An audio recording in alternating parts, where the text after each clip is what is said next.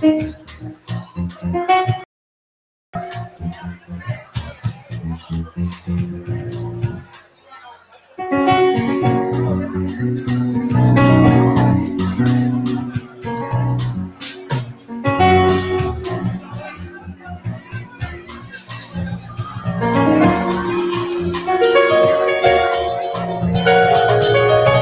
morning.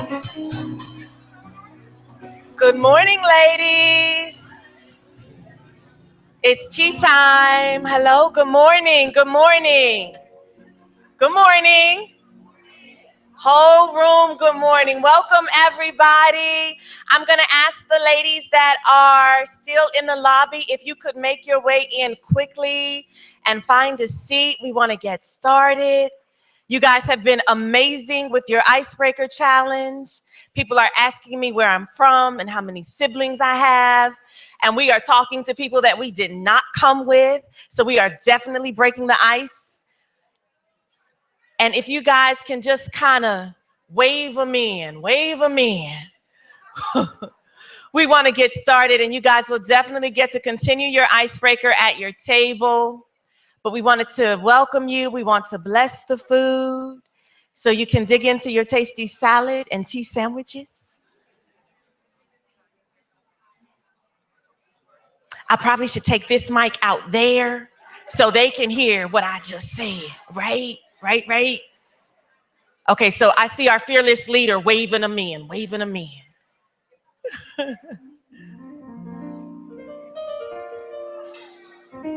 And as that settles down to a dull roar, then I will welcome each and every one of you to the annual A Woman's Business Power to Be Tea 2015. This is year number 3, and I think that deserves a round of applause.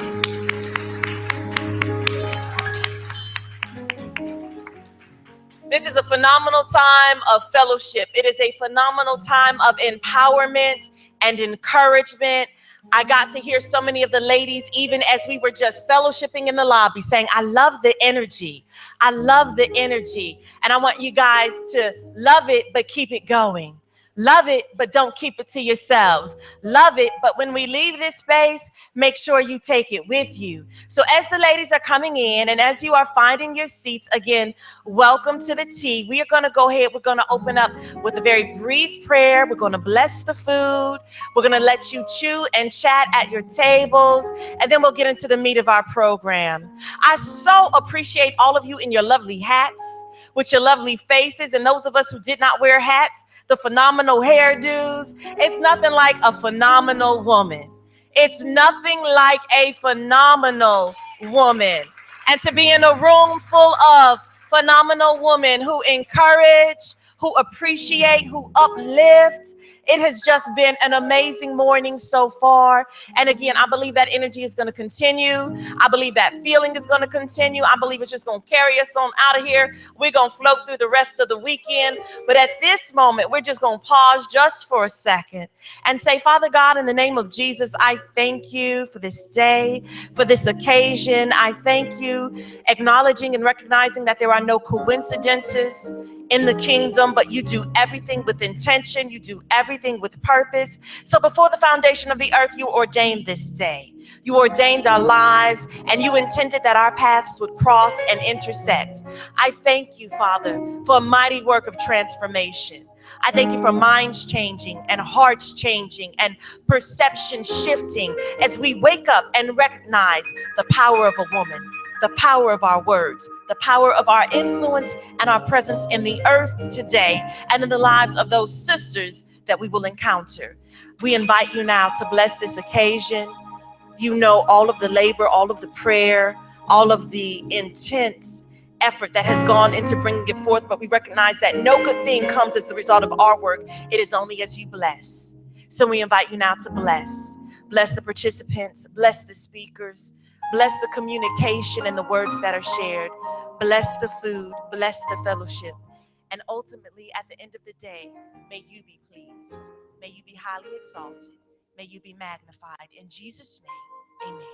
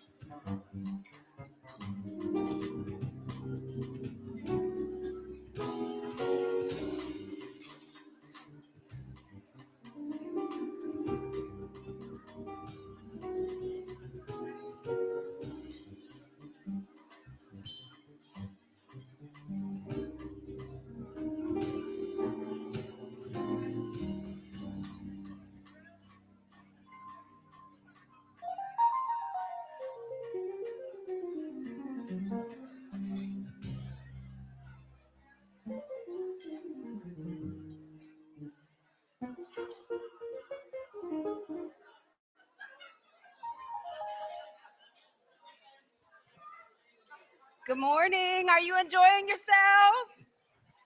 Very, very, very good. I just have a couple reminders. You can continue to eat, enjoy yourself. We don't start the formal program for a few more minutes, but we want to recognize some people. First, we want to recognize some of our service partners that are present. Hopefully you had an opportunity when you were all gathering in the lobby to visit some of those amazing tables, great resources for women, but also opportunities for all of us to come alongside those organizations and support their mission by volunteering, or not only uniting our hands, our feet, and our voices with them, but sometimes our money. So I'm sure they would benefit from our support in that regard. But there's some really, really fun stuff going on. So I wanted to put on these glasses.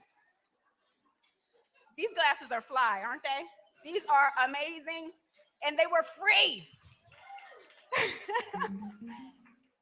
These glasses are just awesome. I really feel like, what's that Vogue editor? I really feel like her. So Camden County Women's Center is actually giving away these sunglasses. They have a campaign to end any form of gender violence. And for you to help them generate awareness, they ask you to come on by and grab a pair of free sunglasses. And we're using this not as a sign to cover up we're using this as an opportunity to speak out. Far too many women that are in abusive situations, you see them wearing these amazing sunglasses to cover up something dark that's really, really going on underneath. And so we want to support those women by wearing these sunglasses to stand up and speak out why we are here this year especially. So stop by the Camden County Women's Center table and get a copy of get a pair of your free sunglasses, but I already have the very best ones. These were the best ones. Also, I just want to thank House of Passage. Who's here from House of Passage? My sisters, I thank you so much for our partners at House of Passage. They're part of Gaudenzia, which is a mental health organization, but they also provide amazing resources for women, offering shelter for women. They also operate Tioga. Who's here representing Tioga? I am so excited to have those as my sisters, our friends, our partners. We've been thrilled to build relationship with them since the inception of A Woman's Business now 3 years ago, just about. Also, Center for Family Services. Who's here from Center for Family Services? Yes, they operate Serve, an amazing safe house that shelters women that are rebuilding their lives as a result of being exposed to domestic violence or any form of abuse. Also, Mother Child. Where's Mother Child? My sisters from there. They're outside on their way in. So I thank you for Center for Family Services coordinating opportunities for A Woman's Business to come out and support our sisters at Serve, as well as Mother Child. Also, the Deltas are here. Where are the Deltas? They are here to help us register to vote. How many of you are registered to vote in your respective states and your communities? That is a vital part of us using our voice for us to vote. But I'm so excited today that not only are we going to talk about how we use our voice and our vote to affect change, some of us in here are called to run for elected office. So I can't wait to hear from Assemblywoman Mascara, who's going to help us hear about that. So make sure you go visit those partners tables. Go and visit the table of Miss Cheryl Woods, one of our dynamic speakers here today. She's an author, and I'm so excited to hear her today. But not only will you have an opportunity to hear her today, you can pick up one of her books, crack it open, and hear her in the many, many days to come. So let's thank those. Could you join me in just giving them a round of applause? And not only do we want to recognize some of our service partners, we want to recognize some first-time attenders. Where are the first-time attenders? If this is the very first time that you have attended, wow! Oh my gosh, that's like half of us. Welcome, welcome, welcome. The ladies have an amazing gift for you. So first-time attenders only. This is on an honor system, okay? We're honorable women, right? On an honor system, because you're going to be making your way out to the lobby anyway to go visit our partners tables and to shop those amazing baskets. If you stop by the A Woman's Business table, they have a special gift for you, and a tote bag, a pocketbook that you can don as a way for us to generate awareness. So first-time attenders only, you get those pocketbooks if you visit the A Woman's Business table. How about we recognize our three-peats? Anybody been here all 3 T's? Can you believe it? This is our 3rd annual. Why don't you stand up? All the 3-peats. I'm one of them. Yes, thank you so much for supporting the work of A Woman's Business. We sold out again this year, 3 years in a row, and that would not have been possible without your support. Obviously, we want to keep the price point accessible so that any woman could come, but we so appreciate your support because it helps us further the work that we're doing in the communities of the women that we serve. And so thank you, thank you, thank you. And then I think we have some prizes, and so I'm going to get some instructions about the icebreaker activity that I hear everybody was having so much fun that nobody wanted to come in here and sit down. Anybody participate in the icebreaker activity? Well, we have some fun prizes for you. I'm told we're going to be awarding some of these arm length raffle tickets to women. And they're going to go around so that one of those 16 baskets that are on display, and there's some good stuff in there. And there is some original artwork by a beloved sister of mine. Her name is Tiffany Chamberlain. Is Tiffany in here yet? There she is. Tiffany Chamberlain, will you just stand, please? I know all of the baskets are amazing, and I'm so grateful to all of the women who donated them, sponsored them. But that beautiful woman who is standing, Tiffany Chamberlain, was inspired by the work of a woman's business and created 2 pieces of original art that we're now going to allow you to bid on and win, unless I run away with it first. So thanks, Tiffany. It is absolutely amazing. And so enjoy. We're going to be having dessert in a little bit and begin the formal portion of our program with this amazing panel of dynamic women. I can't wait to hear, but certainly take time to visit those tables in the meantime. Shop, shop, shop. And we'll be back in a moment.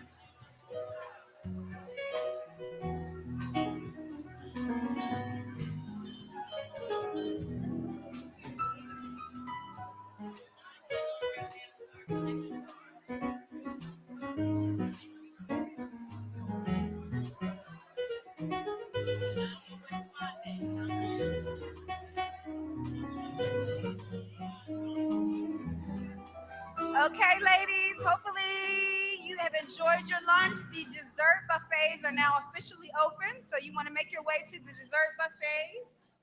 There is a dessert buffet waiting for you in the lobby so that you can enjoy your desserts and we can formally begin our panel. There is also one in the far corner of the room to my right, as well as one in the lobby.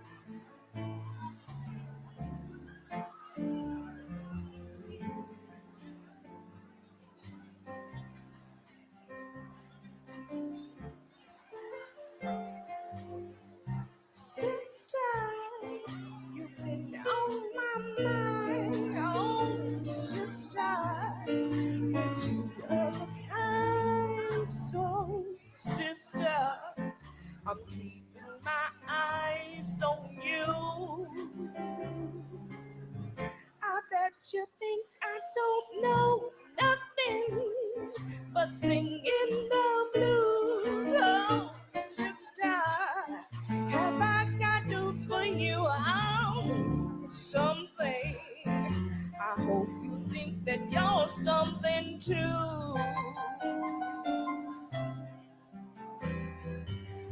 Oh, scuffling, I've been on that lonesome road, and I've been home since the sun's been down. Oh, but trust me, no life's gonna run my life around. So let me tell you something, sister. Remember your name, oh, no twister. Gonna steal your stuff away, my sister. We sure ain't got a whole lot of time. So shake your shimmy, sister. 'Cause honey, this night is doing fine.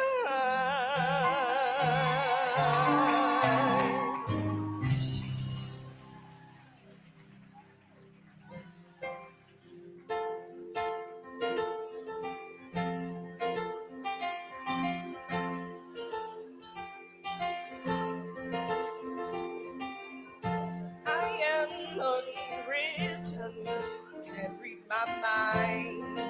I'm undefined.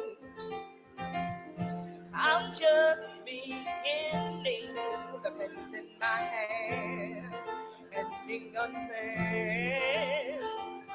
Staring at the blank page before, open up the dirty window, let the sun illuminate the work that you could not find. Reaching to something in the distance, so close you can almost miss it.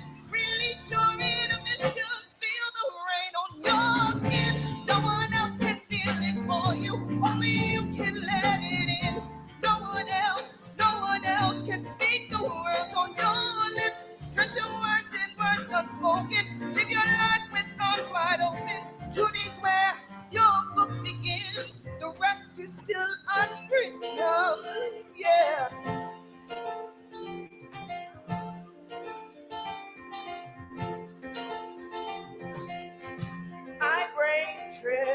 connection. Sometimes my tries are outside the line. We've been conditioned to not make mistakes, but I can't live that way. No, staring at the blank page before you. Open up the dirty window, let the sun illuminate the work that you could not find. Reaching, there's something in the distance, so close you can almost feel it. Release your inhibitions, feel the rain on your skin. No one else can feel it for you. You can let it in. No one else can speak the words on your lips. Could you live with words unspoken? Live your life with words unopened. Today is where your life begins. To rest is still unwritten. Oh, yeah. You're staring at the blank page before you. Open up the dirty window. Let the sun illuminate the words that you could not find. Reaching for something in the distance, so close you can almost taste it. Release your inhibition. Feel the rain on your skin. No one else can feel it for you. Only you can let it in. No one else can speak the words on your lips. Feel yourself in words unspoken. Live your life with arms wide open. Today is where your book begins. Feel the rain on your skin. No one else can feel it for you. Only you can let it in. No one else can speak the words on your lips. Put yourself in words unspoken. Live your life with arms wide open. Today is where your book begins. The rest is still unwritten. Oh, oh, oh. The rest is still unwritten. Yeah. Your story begins today. Yeah.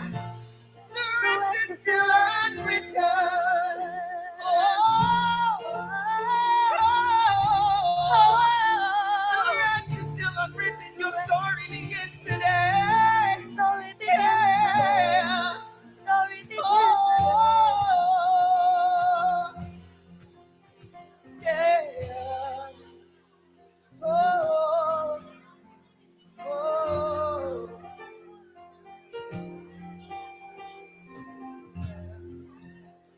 Renata Bass. Woo! And Miss Tia Pittman. Though I've yet to come up with a name for Renata Bass's alter ego. She just becomes another person. That jazz musician comes out of her and she sings Miss Sealy's Blues like no other. That is my song. It certainly has become an anthem for us here at Power to BT. Are you excited to be here? Sisters, you've been on my mind. You look fine. I hope you are feeling fine. And if you're not feeling fine, I hope we're getting ready to change that, because we're going to award a few prizes, but also we're getting ready to begin an inspiring discussion with some dynamic women. So I hear that a lot of you participated in an icebreaker activity, so I have the privilege of now drawing out a winner. I still want to get in on it. Did you enjoy getting to know some other women? Yes, that was the important part, not winning, getting to know other women. Did you enjoy getting to know some other women today? Two of you did, two of you. Thank you, Daphne. See, to me, this icebreaker activity is a powerful way for us to discover that we are not alone. Oftentimes, there are women who have experienced just what you've experienced. Sometimes you feel like you're by yourself. No one can relate to you. Nobody's been through what you've been through. That's not true. There are absolutely other women that can not only relate, but hold you up, hold your hand. And so I'm scared, Ange. Why don't you dig? Because these women are serious. Why don't you dig in? Here's one more.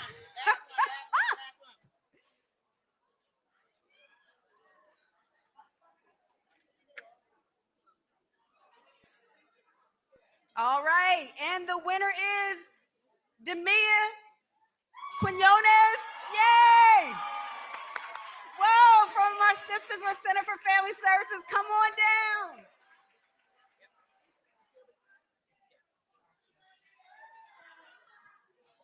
You get an amazing care package / glam makeover from Feel the Glam in Collingswood, New Jersey, owned by our very own Lakeisha Evans. Congratulations.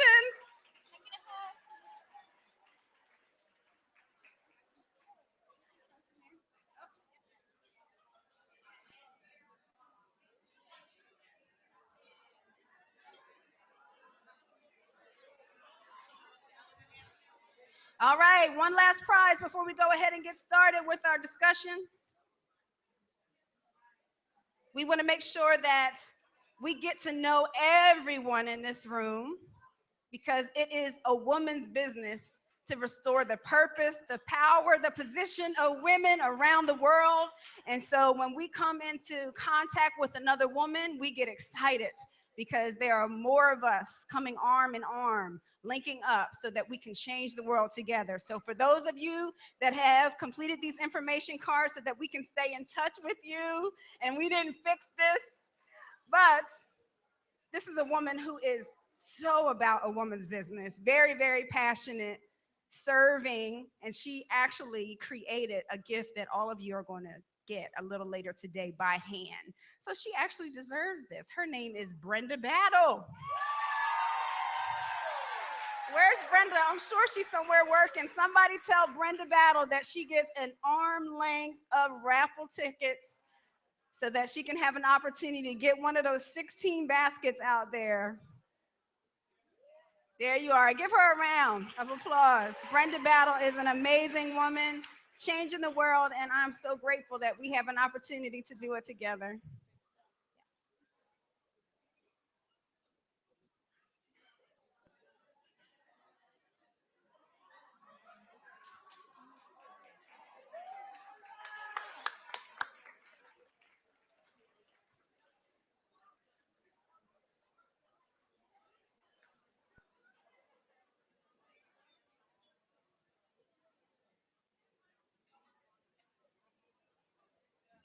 Congratulations, Brenda. All right, I think we're all settling back in and excited to jump in on a conversation because I heard the very first gathering of women, just a couple women getting together for a cup of tea that actually sparked the women's revolution, they say. That's how the women's revolution began, from women getting together, talking over a cup of tea. Hint, hint, that's what we are doing. We're sparking a revolution.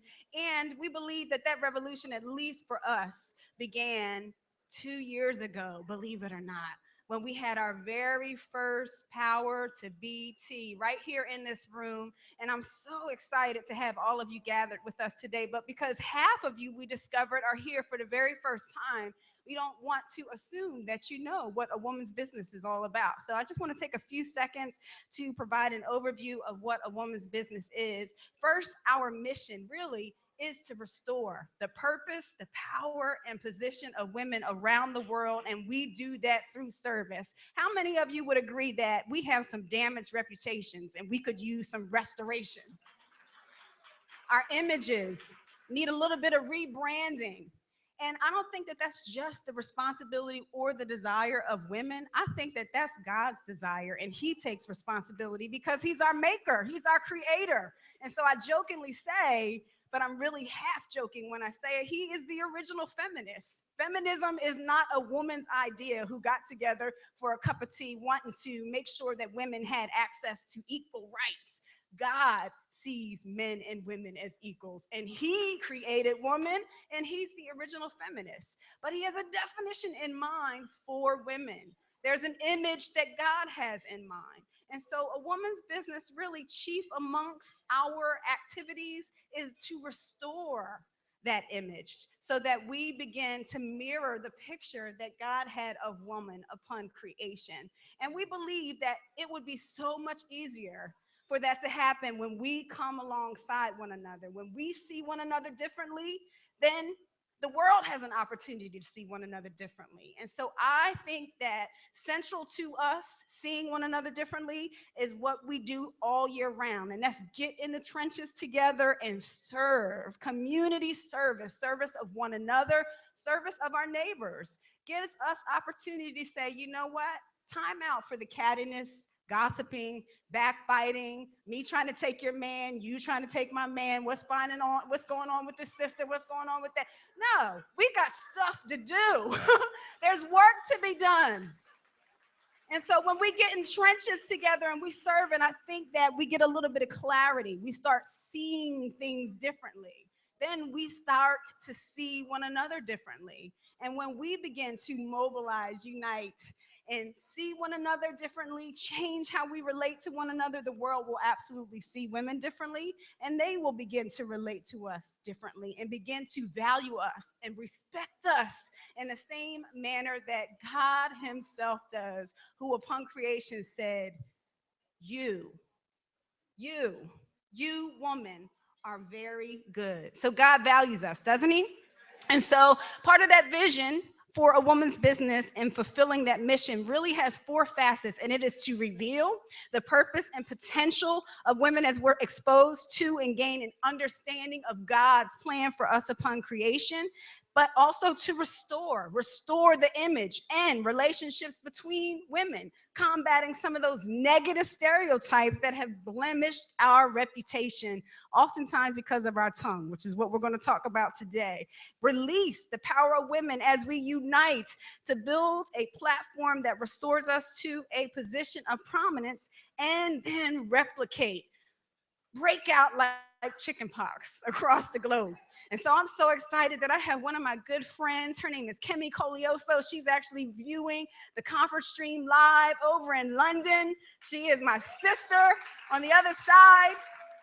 We have women that we partnered with in the West Bank in Palestine. We have women that we partner with in Philadelphia, in South Jersey. We are starting to replicate, but there's so much more to be done. So we invite you to unite with us, but we pray that the Power to BT really serves as a resource to open up your eyes, to inspire you so that you find what a woman's business is for you. You very well have an assignment that you are to accomplish. And we are busy about this all year long, often supporting nonprofits with complementary visions like those that are on display, partnering with the Center for Family Services for their annual domestic violence walk.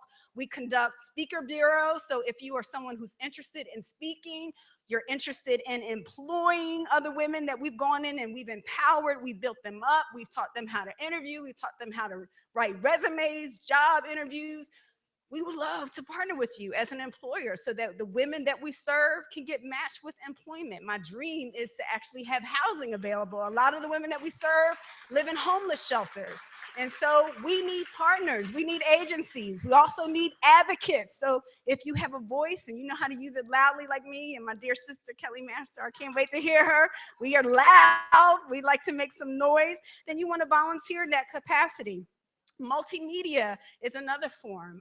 We love for you to follow us on Twitter, especially today. So if you're on Twitter, pull out those smartphones, hashtag AWBT 2015, join the conversation, invite other women into the conversation, invite them into the work, as all of us have the responsibility to change how we are seen. But we also have a weekly blog called The Heart of a Woman, and it is my dream to see that expand. We do have followers from all around the world, as well as authors from South Africa and Palestine, as well as locally. Amazing ways for us to showcase those voices and stories of women, and you can write for them as well. And then we have special events and unique outreaches like Think Pink, the depression support program that we began last year, and talk about Replicate. We've offered it twice now in Camden County at Winslow Family Success Center with some amazing women that helped me to develop those curriculum. If you're here and you're one of those amazing women, could you just stand? I just want to acknowledge you. Women that were willing to be vulnerable enough to share their experiences battling with depression or caring for a loved one who was, and it gave birth to something called Think Pink, which has now been offered twice in Winslow Township in partnership with another important organization that we are proud to collaborate with, Winslow Family Success Center and its umbrella agency, Robin's Nest. But now it's about to replicate. So she sat up and she sat right back down. But I want Marcy Myers to stand and be put on display, because Marcy Myers is one of those women. Keep standing, Marcy Myers. So you get used to being put on a display. Marcy is an actress who appears on television, and she does not want to get attention all of a sudden. Marcy Myers. There it is. That's her signature. Marcy Myers on May 30th is hosting a one-woman play called The 24-Hour Mind Battle, inspired by Think Pink, but her personal battle with depression that she's now going to share with other people, and it's going to launch a third Think Pink, now offered in Burlington County. So thank you for those of us got in the trenches together to lift one another up. We also have something that we launched last year called Intervention for women that are stuck and having a hard time building relationships with men, other women, because they've experienced trauma. And so sometimes they need some women to come alongside them to intervene, to help. And so Intervention was born last October. You want to save the dates, October 30th and 31st. We will host it again this year, where we are bringing our friend Real Talk Kim back, who's a powerful woman. And then, of course, there is the Power to Be Tea, which is my favorite and certainly an anchor activity of a woman's business. So now let's just get into that business. Clearly, a woman's business is making some noise. But I like to say that really the Power to Be Tea is the vehicle that helps us to make that noise. When we come together to highlight how we're perceived all around the world, address the many ways we're underrepresented and misrepresented, but also showcase the impact that we can have when all of us in this room, this sold out event of 260 women, we can unite our voices, our hands, our feet, our money, our votes. We can change the world together when we link up arm in arm, but also when we come into environments to inspire one another up. It helps us to discover what our unique assignments are. And you very well could be an agent of change to restore women around the world. And sometimes our tongues get in the way of that happening. And so we're turning that around this year with a specific focus on advocacy. This year's dynamic lineup of panelists includes not only myself, but a dynamic woman by the name of Natasha Brown of CBS 3. I can't wait to have her come up and grab the mic, because we are thrilled to have her here. Last year, she was just the voice of our promos, and now we got her in person. We also have the anti-trafficking advocate, Kelly Master, and she is a bad mamma jamma. Last night, I found a picture of us when we first met, and I remember what we shortly agreed to thereafter was you would snatch him out, and I would come in behind you and build him up. And if that didn't come to pass, I love it. So I'm excited to unleash Kelly Master. New Jersey Assemblywoman Gabriella Mascara is a sweet, really meek, mild-mannered lady, but she is a force to be reckoned with. I don't know, we might rub up against her. We've had an opportunity now over the past 3 years to really get to know one another, and I think she might get a little loud today. I don't know, maybe, but she is an awesome force, and I can't wait to hear her talk about the power of our vote, but how she's using our office to make change, but also how some of us could learn from her to perhaps run from office. And then we have none other than the motivational mompreneur, Cheryl Wood. All of these ladies are going to help us today talk about the proverb, she opens her mouth with wisdom, to harness and skillfully exercise the power of our voice, our vote, and our office to advocate We should be using our words to speak up and speak out for causes of interest to and affecting women around the world. Since we were little girls, especially here in the United States, right? What have they told us? Speak when you're spoken to, right? Don't say anything until somebody speaks to you. And I think that fuels so much debate about whether or not a woman has the right to speak, when and where she should speak, whether it's in marriage, politics, corporations, even in our churches. But Proverbs 31:26 ends that debate. Our maker, the author and creator of woman, says in his description of the virtuous woman, the utopic woman, the ideal woman, the woman he envisioned upon creation, she opens her mouth with wisdom. Proverbs 31:26 says plainly. So we have a voice and a purpose for using it. Women are not to keep quiet. However, there's a qualifier, isn't there, in the Proverbs 31:26? We're to open our mouths with wisdom. And I think that's where we might get it twisted a little bit. Anybody ever seen the movie Clash of Titans? There's a scene in the Clash of Titans where there's this beast that's unleashed. They say, release the Kraken. Anybody seen that? And this huge beast comes out and he just wreaks havoc on a whole community. And it was like, that was a special force. Unlock the Kraken, release it, let it out. And some of us women, our tongues are the Kraken, right? We get really excited sometimes thinking that that's our greatest asset. Oh, let me give you a piece of my mind. Oh, if I was there, oh, I would have set that straight. Let me just pull out my Kraken. We recognize that fact. So today we're going to change that because our words have far too much power and purpose.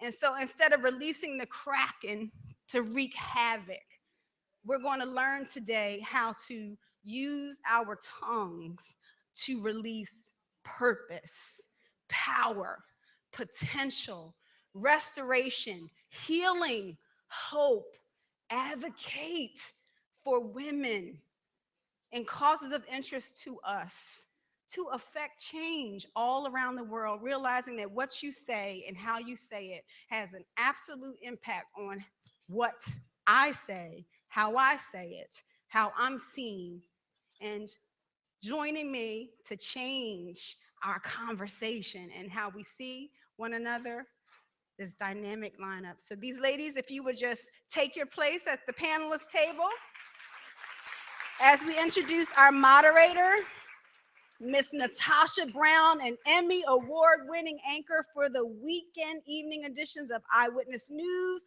on CBS 3 and the CW Philly. She's been around a long time, beautiful, dynamic woman that I have the privilege of knowing because of someone else who used their influence, and that is James and April Ward. James is one of the very few men we let come in here every year because he's married to April Ward. No, but these people have used their influence and have opened the door for us to be introduced to Miss Natasha Brown. So I'm going to turn the mic over to Miss Natasha Brown so she can serve as our MC and moderate the remainder of our discussion today. Thank you so much, Angela. I appreciate it. How are you, my beautiful sisters? I am so happy to be here with you in the flesh this year. You're not just hearing my voice. So thank you, Angela, for inviting me. It's an honor to be here, and I'm so excited to be here because I know that we're all going to be inspired and empowered by what we hear today. I've gotten a little bit of a glimpse from some of our speakers as to how passionate they are about what they're going to talk about today. So I know it's going to be a blessing for all of us. So I have the pleasure of introducing our esteemed panel of speakers today, a dynamic group of ladies. And we're going to start with no stranger, Angela Brown. No relation, I don't think, but I'm going to talk to my mom. I don't know. I'm going to claim her. She's like my cousin, third, fourth, fifth down the road. All right, so Angela M. Brown is a daughter, sister, wife, mother, auntie, mentor, friend, and community leader. A woman recognized for making a difference and inspiring others to do the same. A seasoned media personality, conference speaker, and businesswoman, Angela enjoys nearly 20 years of experience as a public relations executive, including 8 years as president of Omni Media Consulting Group, an award-winning PR firm that she founded that specialized in media relations, event planning, and media training. Currently, Angela serves as the Executive Director of Community Engagement and Strategic Partnerships at Perfecting Ministries, where she is responsible for communicating and executing the vision and the mission of Perfecting Ministries and all of its affiliates. Angela uses her experiences as a platform to motivate women, turning obstacles into opportunities through frequent speaking engagements. Angela attended Hampton University in my home state of Virginia. Yay! Go VA! Also graduated from Rowan University. She is a member of numerous boards and communities in Philadelphia, Jersey, the tri-state area ultimately. Discover tales of her journey on the road less traveled and the tools that she's gathered along the way to turn obstacles into opportunities and blaze new trails for women in resilience. A book that she co-authored and is slated for release in 2015. So we got to pick that up. Angela. All right, so another dynamic speaker who I have gotten a glimpse of, I've already talked to her about doing a story on her mission. So we got to talk about that later. I'm getting lots of story ideas, you guys, so bear with me. Kelly Master. Kelly Master is a dynamic, tenacious leader who is fiercely committed to advocate for the sexually exploited. She is a strong, passionate speaker who draws upon healing from past addictions, abuse, and shattered dreams to elevate and inspire people.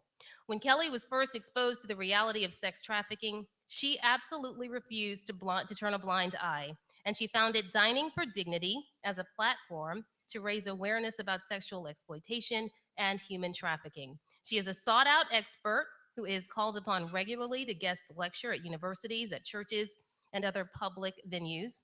Although widely recognized for her anti-trafficking efforts, she is also known for her powerhouse messages of hope and grace, and she directs an organization.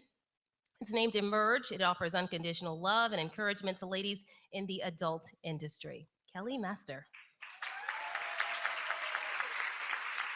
And then we have the lovely Gabriela Mosquera. Born in Ecuador, Gabriela immigrated to the United States and with her family at the age of 3. Raised in Hudson County, Gabriela watched her mother work night and day trying to provide for their family by running a small business, learning the value of hard work and also the importance of fighting for middle-class families along the way. As a child, Gabriela was forced to spend time in a domestic violence shelter with her mother and brothers.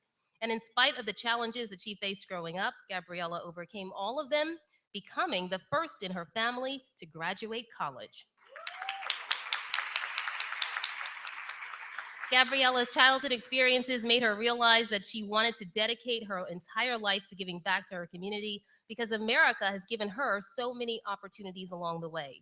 This journey started at the age of 18 when she became a U.S. citizen. This is still the proudest day of her life, she says. Gabriela earned her BA from the College of New Jersey, and inspired by her mother's work as a small business owner, she worked very hard to receive a master's degree in business administration. After graduation, Gabriela began her career in public service, working for the Assembly Majority Office of the State House in Trenton, and she became director for policy for former State Assemblywoman Nilsa Cruz Perez. She is only the second Latina to ever represent South Jersey in the legislature and has been a member of the New Jersey General Assembly since 2012. A tireless advocate for women, she has authored legislation to help victims of domestic violence, also serves on the Women and Children Committee in addition to the Commerce and Economic Development Committee and the Financial Institutions and Insurance Committee. And she's also helped to restore funding for critical women's health care. Gabriela. And then we have my girl, Cheryl Wood. And we talked about this because both of us are not used to wearing hats. So if y'all see me like fidgeting, I am so sorry. My mother would not be proud of that. I had to break my church hat out. Cheryl Wood is a compelling thought leader and a powerhouse speaker who possesses a deep-rooted passion for supporting the personal development and economic empowerment of girls and of women globally. Cheryl has impacted the lives of thousands of women through her life-changing principles of fearless living. She is an award-winning entrepreneur, speaker, author, business coach. She specializes in equipping women to stretch their thinking and also expand their expectations and play bigger roles. Cheryl has been featured on The Dr. Oz Show, Fox 5 News, News Channel 8, Radio 1, The Baltimore Times, and the Afro-American newspaper. She's also authored 3 books and is a contributing writer for The Wise magazine, Enterprising Women magazine, and Fahari magazine. And she's received numerous awards and recognition for her work, including the 2015 Mother of Achievement Award. She's also received the 2014 Success in Stilettos Award. Go girl. 2013 Willie Jolly Motivational Speaker Award. Also Who's Who in Black, Washington, D.C., Who's Who in Prince George's County, Maryland. Also Women of Possibilities Award, 40 Under 40 Award in 2012. Also Inspirational Entrepreneur of the Year in 2011. And 2010 Businesswoman of the Year. So the accolades go on and on for this dynamic panel here, and we are so happy to hear from them, and I can't wait for them to inspire and motivate all of us. So without further ado.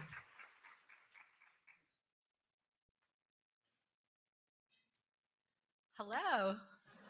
I am so excited, and I am new to wearing hats as well, so I keep looking in a mirror to make sure you can see my eyes and, and pulling it down, but it's so much fun because I love being a girl, and I love dressing up, and I think all of us do, don't we? I mean, and yeah, girl power, yes.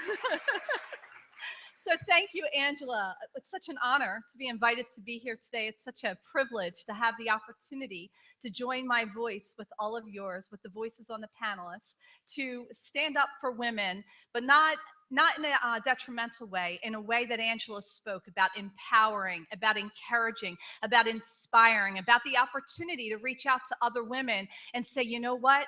I know that there is something great in you, and getting up beside them and believing in them. You know, as they mentioned, I have 2 organizations. One's called Dining for Dignity, and what that is the public platform where I go out and I speak on human trafficking and sexual exploitation. And I want to tell you what started that. What was the fire that just got me moving with that? Because I was just a housewife, you know? I was at home, I was a housewife, a mom, I have 5 children, and I was busy. But there was something in me that wanted to do more. There was something in me that wanted to make a difference. There was something in me just tenacious enough to know that, you know what, I can use my voice and I can use my platform and I can do something of significance. And I didn't know what it was, but I'm going to tell you, I stumbled upon a video on Facebook a few years ago. And in that video, it was an undercover sting going down. It was a gentleman named Aaron Cohen who's passionate about human trafficking. And it was all grainy, this video, and it was in Cambodia. And the video was letting you know, it was taking you into brothels in Cambodia and exposing the reality that little girls were being sold for sex in Cambodia. And I sat there and I watched that video and I was undone. I watched a 10-year-old girl be brought out. All this man had to do was step out of a car and say, hey, I want a little girl. And they all ran and said, not a problem, we'll take you. And brothel after brothel in Cambodia, right in daylight, right in the broad daylight, right in front of everyone. He was taken into brothels and he said, I want a young girl. And they brought him out a 10-year-old little girl and he said, I want something younger. And one by one, they brought in girl after girl until there was a little girl. She couldn't have been older than 5 years old. Yeah. And I sat there in front of my computer, and as I watched this little girl pressed against the wall, hands behind her back, head held down because she was scared. 5-year-old little girl saying this mantra, and it was yum, yum, $30, yum, yum. $30. Yum yum is oral sex in the vernacular, the Cambodia vocabulary. A 5-year-old little girl in 2015 being sold for sex in open daylight in Cambodia. I was undone and I thought, you know what? This is unacceptable. I am not going to shut my computer off and walk away. It was that day that I coined a phrase that said ignorance is no longer ignorance once you know the facts. It then becomes a choice. And I had a choice to make that day, ladies. I had a choice to shut that computer off and go about my day and pretend that it didn't bother me. Or I had a choice to be a voice for that little girl. That little girl is somebody's daughter. That little girl is somebody's sister. That little girl needs somebody to raise their voice and say, no way, not on my watch. I am not letting that go down. And I was undone and I was consumed. And that's what started this in the very beginning. And I watched video after video. I read book after book. I read article after article. I was consumed and I was undone. But see, you can be upset about something, but it's nothing until you put action to it. So was I upset, or was I upset enough to take some action? Was I upset enough to use my voice? And I think what happens is we stand before these situations, big situations, human sex trafficking, sex tourism, where men in the United States of America are traveling to other countries to have sex with children because they can. Because they can. Sex tourism. You can make a trip to Disney through a travel agency, and you can take a trip to have sex with children through travel agencies. It is a real thing. The more you look into it, the bigger it is and the uglier it is. And I stood before a mountain and I said, what am I going to do about this? And I thought, you know what? I might not be able to take down the whole mountain, but I'm going to do my part. I'm going to do my part. Yes, we can do our part as women. We can. Yeah. I read a book. It was written by a newspaper columnist. It was this book, and it was called A Crime So Monstrous. And it started in New York City. And it took you, Helen, through a process that in 5 hours, this man sat with a broker in New York City in a hotel. And what they were negotiating was the price of a child from Haiti. Tell me what size, what age, what sex. You want a boy, you want a girl. How old you want that child? They were negotiating the price of a child in a hotel in New York City. The man got onto an airplane. He wasn't going to really buy the child. He just wanted us to see that this is a reality. And he flew down to Haiti. And do you know how much he paid for a little child? Complete with papers to do whatever he wanted to that child? $40. $40 bought him a child that he could recklessly harm. It was horrible. I sat there and I said, you know what, God? I have to do something. It might not take down everything, but I'm going to do my part. I'm going to use my voice. I'm going to use my platform. And if I don't have a platform, ladies, I created one. Dining for Dignity. Yes? I created one because I needed a place that I could get out there and I could knock on the mayor's door and I could knock on the politicians' doors and I could knock on the New Jersey State Assembly General's doors and I could knock on the newspapers' doors and I could knock on my neighbors and the community leaders and I could say, hey, guess what? Sex trafficking is happening. It's real and we need to do something about it. And you know what I found? And it was really discouraging, but I'm here to tell you, don't let discouragement stop you from walking out in that which you have been called to. Don't let discouragement stop you from your destiny, because you will be discouraged, but you need to know what you need to do so that you can stand up against that discouragement. And I just got the 5-minute sign, so it's like, but I realized that people weren't believing me in New Jersey. And so what I had to do is I had to bring it home to New Jersey. I had to let the other countries sit for a moment, because there's a detachment when it's going on in other countries. So I started bringing the reality that 12 to 14 years old is the average age of a sex trafficking victim in the United States of America. I started bringing that to the doors of the mayor and the governor and everybody in our state, and letting them know that 12 to 14 years old, that's unacceptable. That children, our babies, our brothers, our sisters are being pimped on the streets of New Jersey, and it's unacceptable. And so that's what we began doing. We began saying, you know what? We're going to take this on. We're going to make a difference. And hand in hand with that, we have another organization called Emerge. And I have to wrap it up quickly here.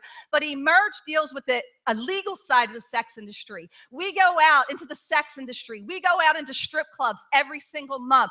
And we reach out to 300 women a month. And our whole goal is restoration. My goal is not to get them out of the club. My goal is to get in there and say, woman to woman, sister, you have value. You have worth. You have destiny. You have greatness within you. See, woman to woman, there is something in you, and it's not summed up in your sexuality. It's summed up in the reality that you are born and created in the image of God, and I believe in you. And all it takes is one person to believe in you, to see your whole destiny change. And let me tell you, when your destiny changes, you're changing the destiny of generations. Because when one girl knows her value and her worth, and that she's worth more than sex, when she's worth more than sleeping with 10 men a night and dancing on a pole, when one woman knows her worth and value, and we're speaking that into her, she's going to rise up and she's going to become a different woman. She's going to become a different mother. She's going to be a different grandmother, and lineages, heritages will change when we use our voice with wisdom to speak life and to speak destiny into others. And so I'm sure I'm right at that minute moment, so I'm going to end it there. Thank you.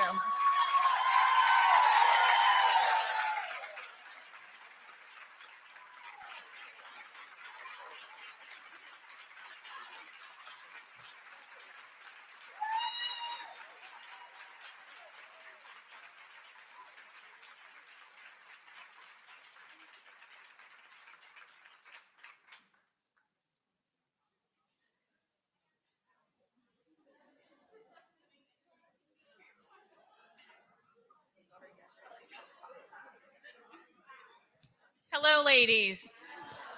I'm afraid I'm gonna disappoint you because I don't have the energy. As Kelly, maybe I should have gone first. I'm just sitting there, I'm like, oh my God, dear Lord, please connect me to the energy that Kelly has. God bless you. Woo! My goodness. Well, let me see if I could do my best. As Angela stated before, I am kind of meek and quiet. My power and strength is very soft, and it's in the undertones. But I do want to just share my story with you today. First of all, I'm very happy to be here, and thank you so much, Angela, for inviting me and being part of this fantastic and phenomenal panel of women. Just amazing, and I am so. I'm just take a moment here because I just want to just oh my gosh, you have to see coming from here and seeing out, and all of you are just beautiful women and just trying to live in the moment and just being in the moment and being in the now. So that's what basically is one of the things that I'm trying to do every day. So my journey started about 35 years ago coming to the United States. I was 3 years old. I am the oldest of three. I was raised in a modest home. My father worked, my mother stayed at home, and as mom, she took care of the home. I generally had a regular life, and until I started paying close attention to what was going on between the interaction between my mom and my dad. As I got a little bit older, I realized that my father was physically hurting my mother, and my mother did not know how to get help or where to go or what to do, or where to turn to or who to confide in. And that happens a lot to many women. Until one day she told a friend, and the friend said, this is what you need to do. I am grateful for that friend, who happens to be a relative of my dad. She saved my mom's life and was the key to my mother's, and for us to get the help that we needed. When we left my father, we went to a shelter. We did that a couple of times until my mom found the strength within her to divorce him. And thank God that he said yes, because there are many women who are victims of domestic violence do not get out. And I was grateful for my mother's strength that led us to a secure and safe future. My mother's strength and courage is what inspires me today. My mother encouraged me to pursue my dreams and to achieve my goal. So today, I am proud to say that I serve as Assemblywoman of the 4th Legislative District.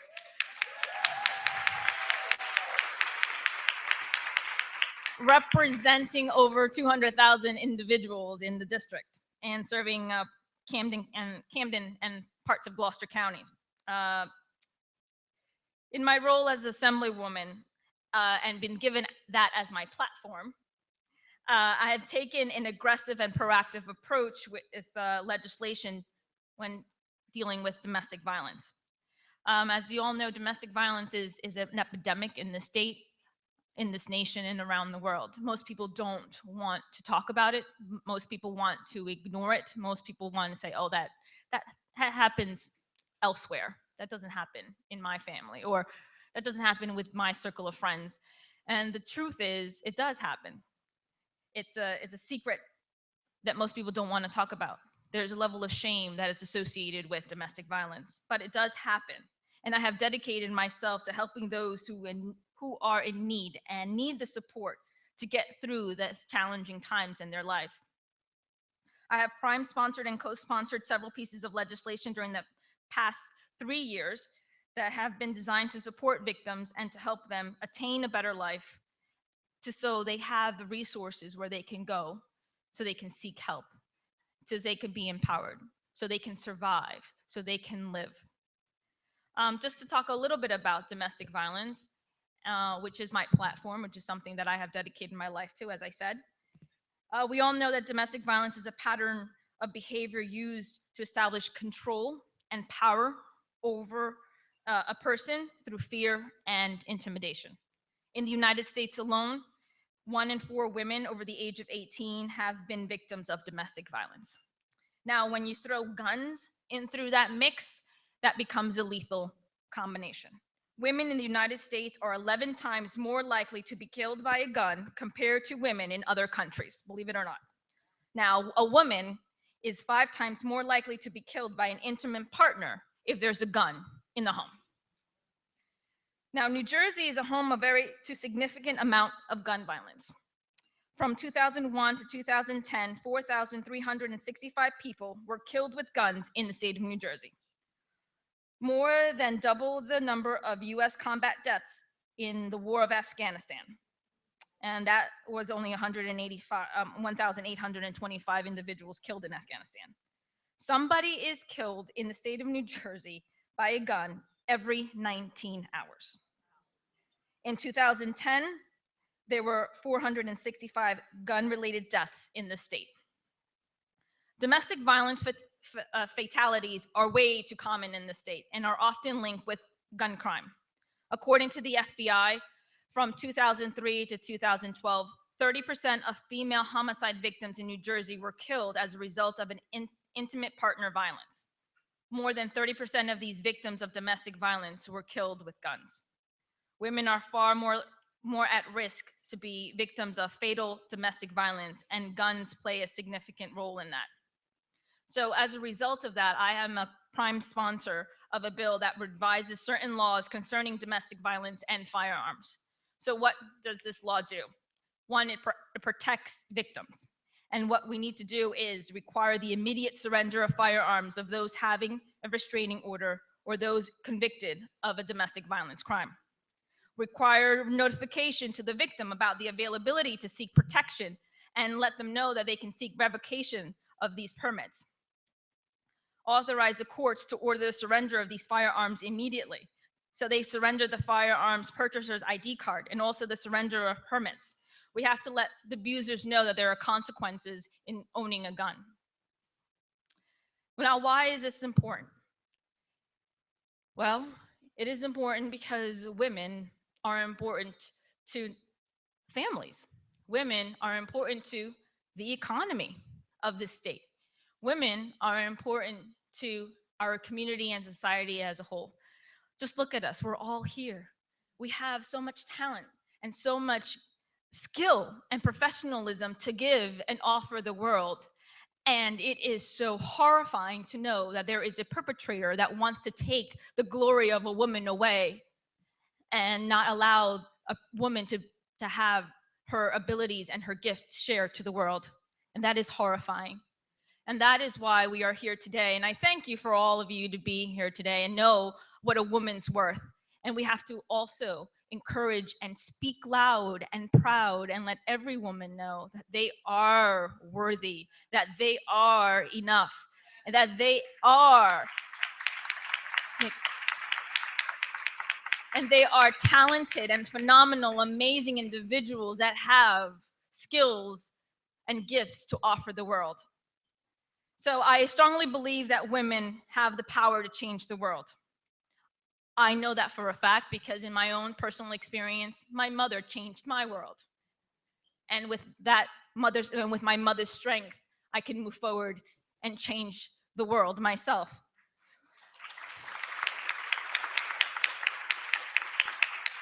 We have a voice, we have a strength, and we have courage to make a difference in the lives of people that we touch, not only women, but also the men in our lives.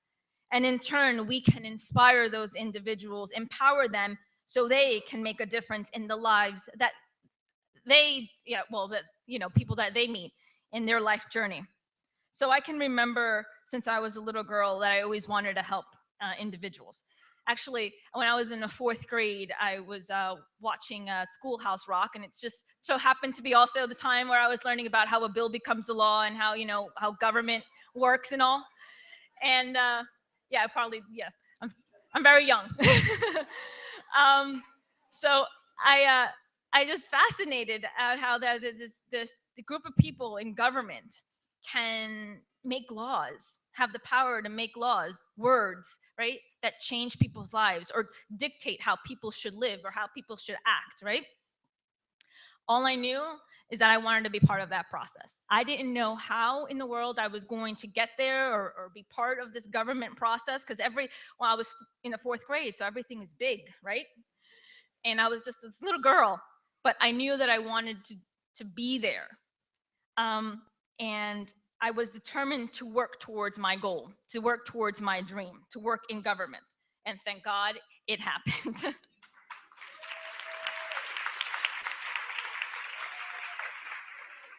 I am very privileged to be one of 120 state legislators in New Jersey that influence policymaking in this state.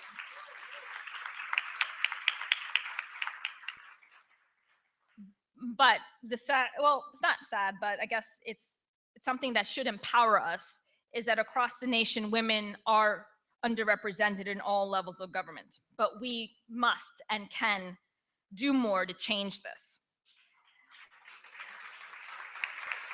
Out of 120 state legislators in New Jersey, only 35 are women. There are 11 women that served as state senators and 24 of us that serve as assembly women. This past elections, voters of the 12th Congressional District elected the first African-American woman to Congress from New Jersey, the Honorable Congresswoman Bonnie Watson Coleman. And the day that she won her election was the proud moment. I was never so proud to be a woman that day. She was an amazing state legislator serving the counties of Mercer and her community in the 15th legislative district. And it was just wonderful to see how she just became a wonderful, wonderful woman. And she's a trailblazer. I have to wrap this up, but I just wanted to let you know that as a trailblazer, as the Congresswoman, we should be inspired to do more and to be more. Now, just wanted to let you know a little secret about me. I tend to be a shy person. I am kind of shy. And just serving as an elected official, just given this ability to be a voice of people, for people, it is an amazing journey. So I just have to tell you, if I can be an elected official, so can you. So I encourage you to consider being a voice for the people. Consider elected office. It's something that it's not foreign. It's something very achievable. And it's only you have to have the heart for it and have the passion and the courage and the strength. And if you have all that, you're golden. Thank you so much.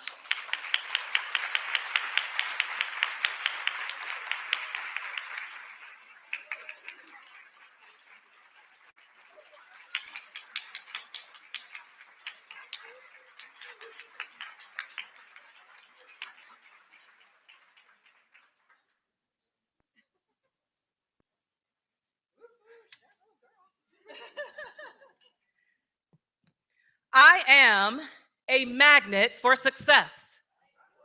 I am a magnet for wealth. I am a magnet for abundance and prosperity. I am a magnet for happiness, for peace and serenity in my life.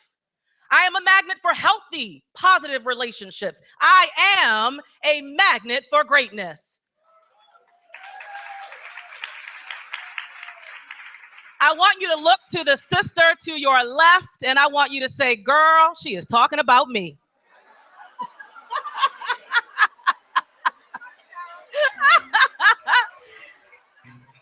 All right. And I want you to look to the sister to your right, and I want you to say, and playtime is over. My dear, beautiful sisters,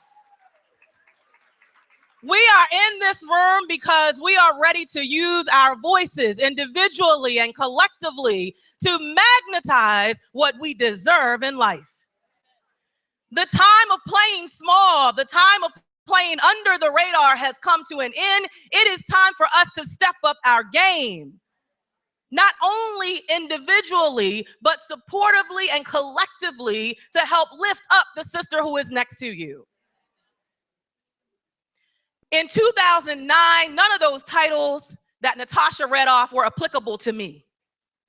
I was not an author. I was not a speaker. I was a corporate girl, frantically, unhappily, running the corporate rat race as a mother of three, praying to God every day, show me the way out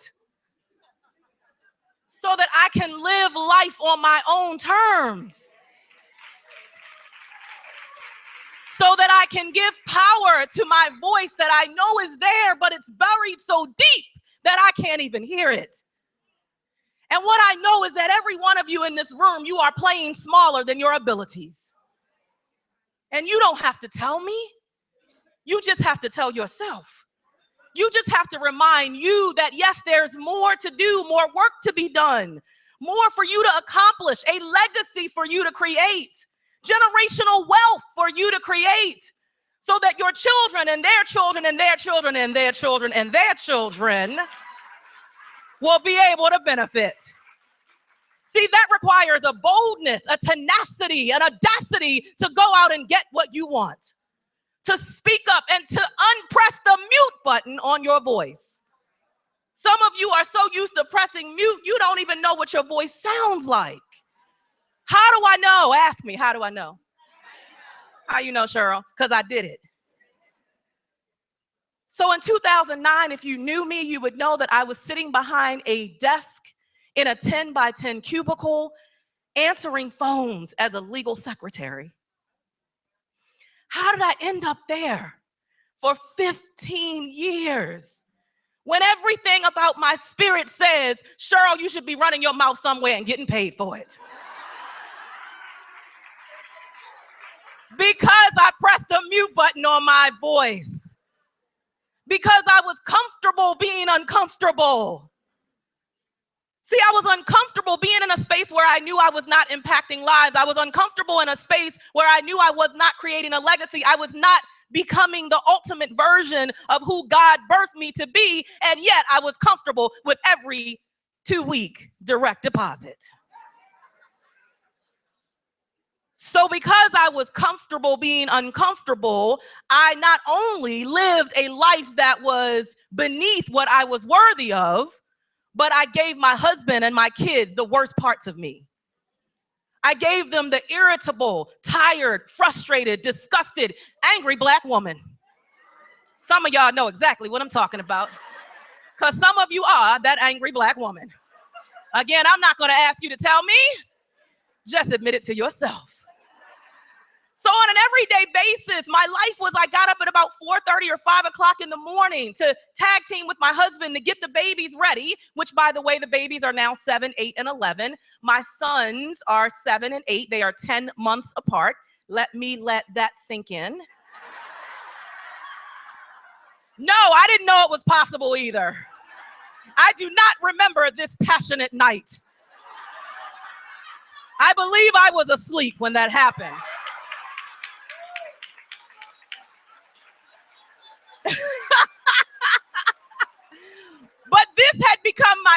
reality. And so I would get up at 4:30 or 5 and I would tag team with my husband and literally I'm running out of the door at about 5:45 so that I can drop the kids off at Before Care at 6 a.m. If you don't know what Before Care is, let me explain. You are dropping your kids off 1 to 3 hours before the school day even starts. And I do that to race off to a job that, yes, paid the bills, but did not nurture my spirit or my being. Did not allow me to transform lives the way I am now. Did not build me up to want more, to go for more. It kept me stuck in a place where I had to say, yes, sir, thank you. She said, I know. Somebody's feeling me. And there was such a lack of flexibility that when I asked them, well, can I take a half hour off my lunch break so that I can leave a half hour earlier so that I can make sure I get to my kids on time, they said, sorry, we can't accommodate you. I was living on somebody else's terms. And so at 5:30, I would switch from my pumps to my tennis shoes, and I would take the metro in downtown DC and race across town to pick up the kids at aftercare. For those of y'all who don't know what aftercare is, that is when your children are in school 1 to 3 hours after the school day has ended. And so I'm getting to my kids at 6 o'clock. Now, 6 o'clock was the pickup time. Now, a lot of times, the metro, something was wrong, so it's 6:05, and I'm running in the door. I'm like, oh, hey, and I'm smiling, and they're not. And they are giving me an invoice because every minute that you are late picking up your children, you get billed for it. See, that was my reality. And when I picked my kids up, it wasn't, hey, sweetie, love you. Mwah. How was your day? Like I do now. Anything exciting happen? Anything bad happen? I had time for that. I said, look here, put your stuff in the car, let's roll. We got to go. And when we get home, I want no foolishness. Because playtime is over. And then I'd get home and they were getting the worst parts of me, the irritable, angry mama who just wanted a different life. But I just wasn't bold enough at that time to speak up and to say what I wanted and to speak up and say, this is not the life I want to live. I want to create a different reality. And so in 2009, I got sick and tired of being sick and tired, and I said, I'm going to do something about this. Tony Robbins, motivational guru, says a real decision is measured by the fact that you've taken a new action. If you have taken no new action, you have not truly decided. And so with that decision, I took the action. I said, I'm going to step my foot into entrepreneurship. Y'all, I was clueless. Didn't know what I was doing. I was still working the full-time job, still complaining to my husband that I didn't have enough time to do what I wanted to do, but then I go and start a business. Now, y'all know he thought I had lost my mind. He said, that's what you're going to do, huh? I said, I'm going to try. Sometimes other people can't believe in your vision. Sometimes it's your own man. Sometimes it's your sister or your mama. Thankfully, my sister's here, the beautiful Cherie Cofield in the back, supporting me. But at the time, I felt like I was the only person who understood what I was working for. I felt like my voice was this quiet voice that no one could hear. I said, how do I, Cheryl Wood, little Black girl who grew up in the projects of Baltimore City, no college education, how do I create a reality that's different than me having to come here every day and punch a time clock and build somebody else's dream? I didn't know. But what I'll tell you is sometimes you just gotta take the first step even when you don't know. And so I took a step. I started a little t-shirt business called Moms Are the Best, and I sold them t-shirts everywhere I saw a woman. Hey, I got some t-shirts in the trunk.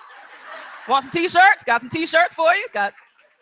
And I would buy tables at events like this and have a vendor table out in the lobby and sell t-shirts. And sometimes I sold them and sometimes I didn't. And the craziness is I would be gone for 6 or 8 hours a day and I'd come home and my husband would be sitting there at the door. So how much you make? Like, could I get a break? So a lot of times I came home broke, busted, and disgusted the same way I left out the door in the morning. But I just kept going. I said my voice will be heard. I was determined. I was persistent. I was consistent. And some of you give up on your dream and you press mute on your voice and you give up on allowing your voice to have a volume at an increased level before the blessing has arrived, before the manifestation of what you say you want. Well, if you want it, stop busting a U-turn on your own dream. Get out there and work for it. How long? Until. However long it takes, whatever it takes, you just keep doing it. 18 months into doing that, working the full-time job, trying to make sure I serve my husband, my kids, doing the business, the side business, I got a phone call unexpectedly one day. Someone on the line said, Miss Wood, this is such and such from Morgan State University. We heard about you, that you're this mommypreneur. That's how I kind of got that title, mompreneur. And we heard about you, that you're selling these t-shirts, you have a business, you're trying to create a different reality. We have a women's conference every year, and we get 200 to 300 women who come out. We want you to come in, and we want you to teach other moms how to start their businesses. And after I burst out laughing, I said, clearly you have dialed the wrong number. Because I wasn't a speaker, that wasn't on my radar. I didn't even know that was in the cards for me. But sometimes opportunity will show up and you had better take it. That was the opportunity for me to use my voice in a way that I was unfamiliar with. It was uncomfortable. I remember when I went to the event, I couldn't shake anybody's hand because my palms were sweating so bad. I just walked around like, how are you? Hi. I just smiled, didn't shake anybody's hand. But after I did that event that day, something awoke in me. Something I've never felt before, never experienced before. I knew in the core of my spirit as a woman that that is what I was born to do. Every one of you deserves to use your voice in a way that you know you were born to do that. Whether it's through advocacy or legislation, whatever the thing is. Some of you have a book inside of you and you've been writing that book for 12 years. But your story needs to be told, and it needs to be told loud and proud. And you've got to embrace your truth, because some of you are ashamed of the truth. See, God has positioned me where sometimes I get to speak in front of engineers, mathematicians, scientists, master degree, real smart folk, PhDs, but I still get on the stage and I say, I do not have a college education. Why? Because I don't run from my truth. My truth and my story is what makes me who I am. The more you run from your truth, the further you distance yourself from your destiny. So you've got to grab a hold of whatever that thing is that's nudging you, that's tapping you on the shoulder. You know, that thing that wakes you up in the middle of the night, the thing that won't let you go to sleep. It keeps pulling at your spirit and you keep ignoring it. Well, it ain't going to go away. You've got to show up for it. Because some of you are sitting and thinking that, oh, I'm waiting for the great opportunity. I'm waiting for greatness to show up, when greatness is waiting for you to show up. And so using your voice wisely means talking to yourself differently. I had to start talking to myself differently back in 2009. I would wake up every morning, I would say that mantra, I'm a magnet for success, I'm a magnet for greatness, I'm a magnet for wealth and abundance and prosperity, and then I'd laugh, and then I had to get up and get dressed to go to work. But I changed my subconscious mind by talking to myself differently, by upgrading my internal dialogue. I have these medals here. I got to take the hat off for this. And my kids think I'm crazy. I put my medals on every morning. And I say, oh, sucky now. Mama gonna win some stuff today. Oh, it's gonna be a good day today. And I jog around in the hall. And I say, I'm a winner. And can't nobody stop me from winning what I'm deserving. And I get out and I make the best of every day, because I'm clear that tomorrow is not promised.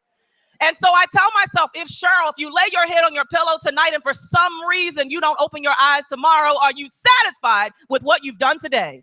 And that means I've got to be satisfied that I use my voice wisely, as Angela said, wisely, to build other sisters up, not tear them down, to collaborate with my sisters, not compete with them, to help support my sisters who are bruised and battered inside, but who want to become a victor, not be a victim to their past.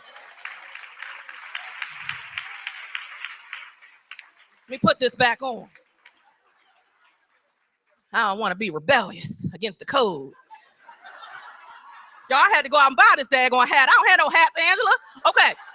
So, so let me close with this. There's so much I could say. I'm normally on a platform for 60 to 90 minutes. When she said 10, I said, what? Okay, so this is what I want you to do. I challenge you to use your voice. I challenge you to play bigger. I challenge you to play all out. I challenge you to do some things that scare you, that make you say, what in the world was I thinking about? I challenge you from this moment forward to go out and get your chocolate chip cookies. What do I mean by that? You're like, what is she talking about? Did they have chocolate chip cookies on the menu? I missed that. That's what some of y'all, I missed the chocolate chip cookies. I challenge you to go out and get your chocolate chip cookies. And what I mean by that is my baby boy is 7 years old and he owns being the baby. Owns it. The boy still carries a blankie, y'all. We're going to get him therapy at some point. And baby knows that baby can pretty much get what he wants. Baby knows how to use his voice. So every morning as I'm cooking breakfast, baby comes into the kitchen and baby says, Mommy, can I have 2 chocolate chip cookies? I'm like, boy, is you crazy? Have you lost your mind? Get on out of here. You know, chocolate chip cookies. And baby walks out. 5 minutes later, baby is back in the kitchen as he never asked me the first time. And he says, Mommy, can I have 2 chocolate chip cookies? And he twists his face a little bit differently, but he's still using his voice. And I say, Jalen, I just told you 5 minutes ago you can't have no chocolate chip cookies. I said, baby, I'm cooking breakfast. Are you that hungry? What's happening? He breaking me down, y'all. And I said, go ahead, man. I promise I'll call you as soon as breakfast is ready. And 5 minutes later, I swear, as though he never asked me the first time or the second time, as though I never said no the first time or the second time, baby comes back into the kitchen again and says, Mommy, can I please have 2 chocolate chip cookies? And I go over to the cabinet and I grab the chocolate chip cookie bag and rip it open and I give him the 2 chocolate chip cookies. What happened? Baby got what baby wanted. Because baby was determined to use his voice. So I'm telling you, you got to be like, baby, you got to go out and get your chocolate chip cookies. You got to use your voice. Ask for what you want. And somebody over there says, no, you better go to somebody on the right side. Somebody in the east wing don't want what you got. You better go to the west wing. You've got to go get your chocolate chip cookies and use your voice to make an impact in this world so that no one ever forgets not what you said, but how you made them feel and how you transformed their lives. Thank you.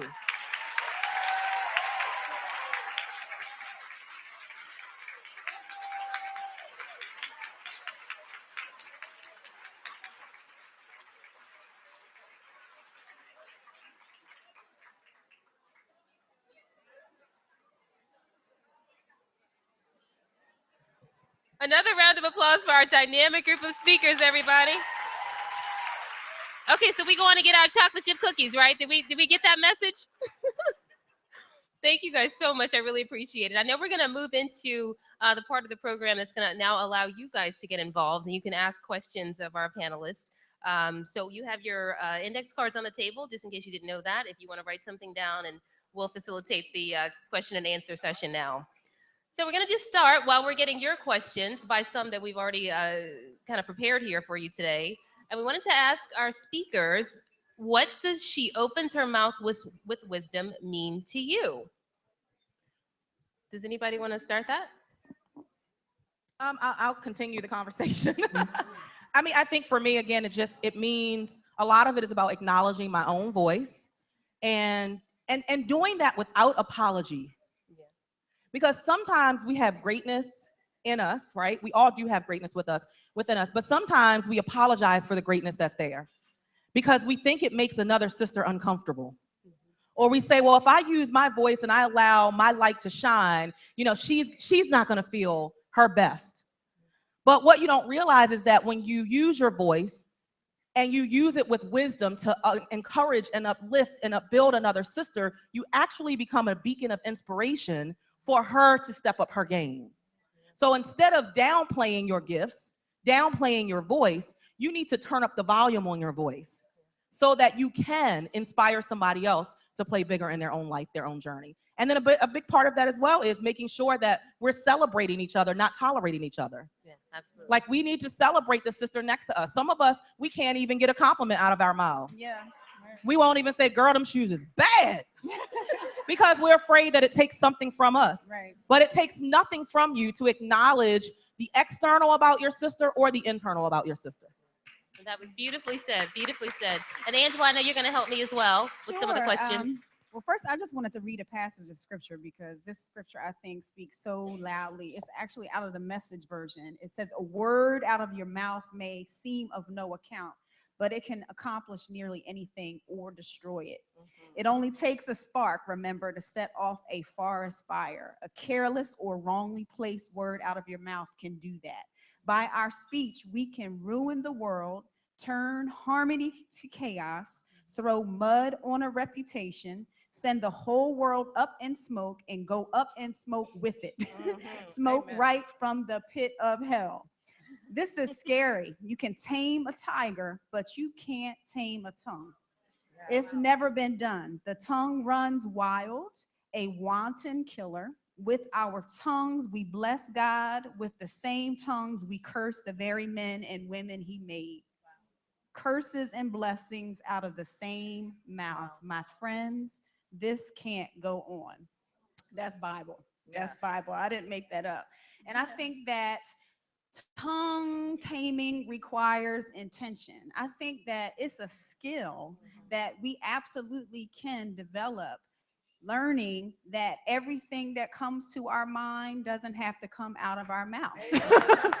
I think that that's what speaking with wisdom is. It's learning how to govern your tongue with wisdom. And really, does this need to come out of my mouth right now? Measuring what effect it's going to have. And one thing that I often like to say to myself is, when people are in my presence, do they go out feeling better from being in my presence? And if I'm made in the image of God, our maker, our creator, then I'm hopeful that people come into contact with our maker. And if we go into his presence, we go out feeling better. We go out feeling empowered. And so I pray that when women come into our presence, when we learn to tame our tongues with wisdom, then they should go out being inspired. So not everything that comes to our head needs to be said. Yeah. Thank you, Angela. Also, here's another question too. Why is it important for us to harness the power of our individual and our collective voices? I guess I will just repeat what I said. It's we have a lot of talent and gifts to offer the world, and individually, we are strong, but together we're even stronger. And that's why we have to make sure that we shouldn't be afraid to unite our voices, unite our talents and strengths, and to realize that we don't take away from each other. We actually benefit from each other. Our Yes, we do. Please, yes, a round of applause for that. We are women with great inner beauty and with great inner power, and it takes a sister to basically let us know that, allow us to see that in ourselves when we can't even see it for us, our own individuals, because sometimes we're so hard on each other. So yeah, it's just basically we're more powerful than we would ever imagine, and it is our responsibility as women to lift people that we love and to lift each other up as women. Gabrielle, this is for you as well. This is a question that just came to us. So, what would be the first step in getting active and becoming a councilwoman? I'm sorry. This is a question from one of our guests Okay. here. What would be the first step in getting active to become a councilwoman? To be active, first of all, it would be get involved in your local local political party. Just find who that person is or what that club is, and just get involved in politics and getting involved in government. I'll be more than happy to sit with you if it's that person, and we can talk. And but yeah, just find out who your elected officials are, make those contacts, seek who your political people are, and volunteer. Be a voice that way. Thank you. And here's another question. How can I start sharing my story with other women that have been abused and other issues like that? Kelly, you might be good to answer this one. How can you start sharing your story? I think you can. Am I on? Can you hear me? I think if you just start one-on-one with people, I know that's how I started. I have a real toxic background. And one-on-one, you just find that one person that you know you can empower and inspire because you've already been through the hell and the fire that they're now walking through. And if you come up beside them and tell them you're going to make it, I've been there, I've done that, you're going to make it, and I'm going to help you, I'm going to walk beside you, I'm going to get you through it. And then each person you're able to do that, it's empowering them, it's empowering you, because your story now becomes this platform of helping others. And then your sphere of influence will grow because people will know you're a safe person to come to, one who can speak into their life and deposit into them. So I would just start one-on-one. There's broken people all around you. I would like to add to that, to plug the Heart of a Woman blog. I'm certain that Crystal Pleasant would really appreciate that I'm doing this. She's waving her hands in the back. It's a powerful vehicle. It exists to serve as a platform for women to share their stories so that we can change the perception. We can change the conversation about women. So please, please visit awomansbusiness.org. Every week there is a new woman who is sharing her story. And so we encourage you to use that as a platform as well. Some of us don't feel comfortable talking, but we can write. We can write our tails off. And so you should share that story. And I think that that is a tool to help you to develop the ability to then talk about your story. Sometimes writing it down, processing it, getting comfortable with your own words, then you can actually start telling that story. Yeah. Did I do a good job, Crystal? I know, I think you're getting a shout out in the back of the room here. I think they like that answer. Here's another question, actually. This is for you, Kelly. Does the agency Dining with Dignity collaborate with the state agency DCPP, Division of Child Protection and Permanency? No, I've never actually heard of that agency, but I'm open to working with anyone who's willing to further the cause. And just for the record, it's Dining for Dignity. If you look up Dining with Dignity, it's about silverware. Okay, let's not get that mistaken. That'll take you to a whole other place. We don't want to go there. All right. Thank you so much for clearing that up. All right. So another thing, this is for Cheryl, because we were talking beforehand, I was getting her story and talking to her. There was a lady I was at a hairdresser in Pittsburgh. I used to work there a long time ago. And this lady came up to me. I'd never seen her before, right? She was like, you know what, honey? There's a book inside of you. But God just wanted me to tell you that. And I got chills. I still think about that. I still think about, okay, wait, maybe I should be writing a book. And you know what I mean? And I never really acted on that, not yet.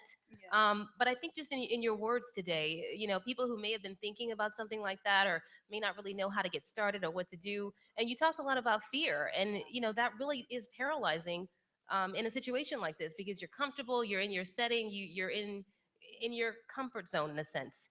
But when you get a little scared when you think about, okay, wait, now if I write a book, what's that gonna mean? Can I still do the news? Am I still gonna have a job? Well, okay, we don't know. But so that's, how did you kind of come out of that fear in a sense? Yeah, I mean, I think I know fear is real because I've experienced it enough. But most of us, I think, are fearful of judgment from others, fearful of people making a decision about who they think we are when we put our truth out there. I think a lot of us are fearful of the fact that we believe we're inadequate and we're sitting and waiting for permission and validation from someone else to tell us, oh yeah, girl, it's a good idea. Yeah. No, you've got to turn to that internal talk, use your voice on you, because we are great as women at encouraging our sister, encouraging our spouse, encouraging our kids, but then we talk so negatively to self. And so I think a lot of us also get into a space where we're waiting for things to be perfect. So we get into this space of perfection paralysis, right? So, I'm scared it's not gonna be perfect, so I'm just not gonna do anything. And what I'll tell you is, it'll be 6 years this year, but Thanksgiving Day of 2009, I got a phone call that would change my life. And that phone call on Thanksgiving Day, as I'm getting my kids ready, was that my father passed away.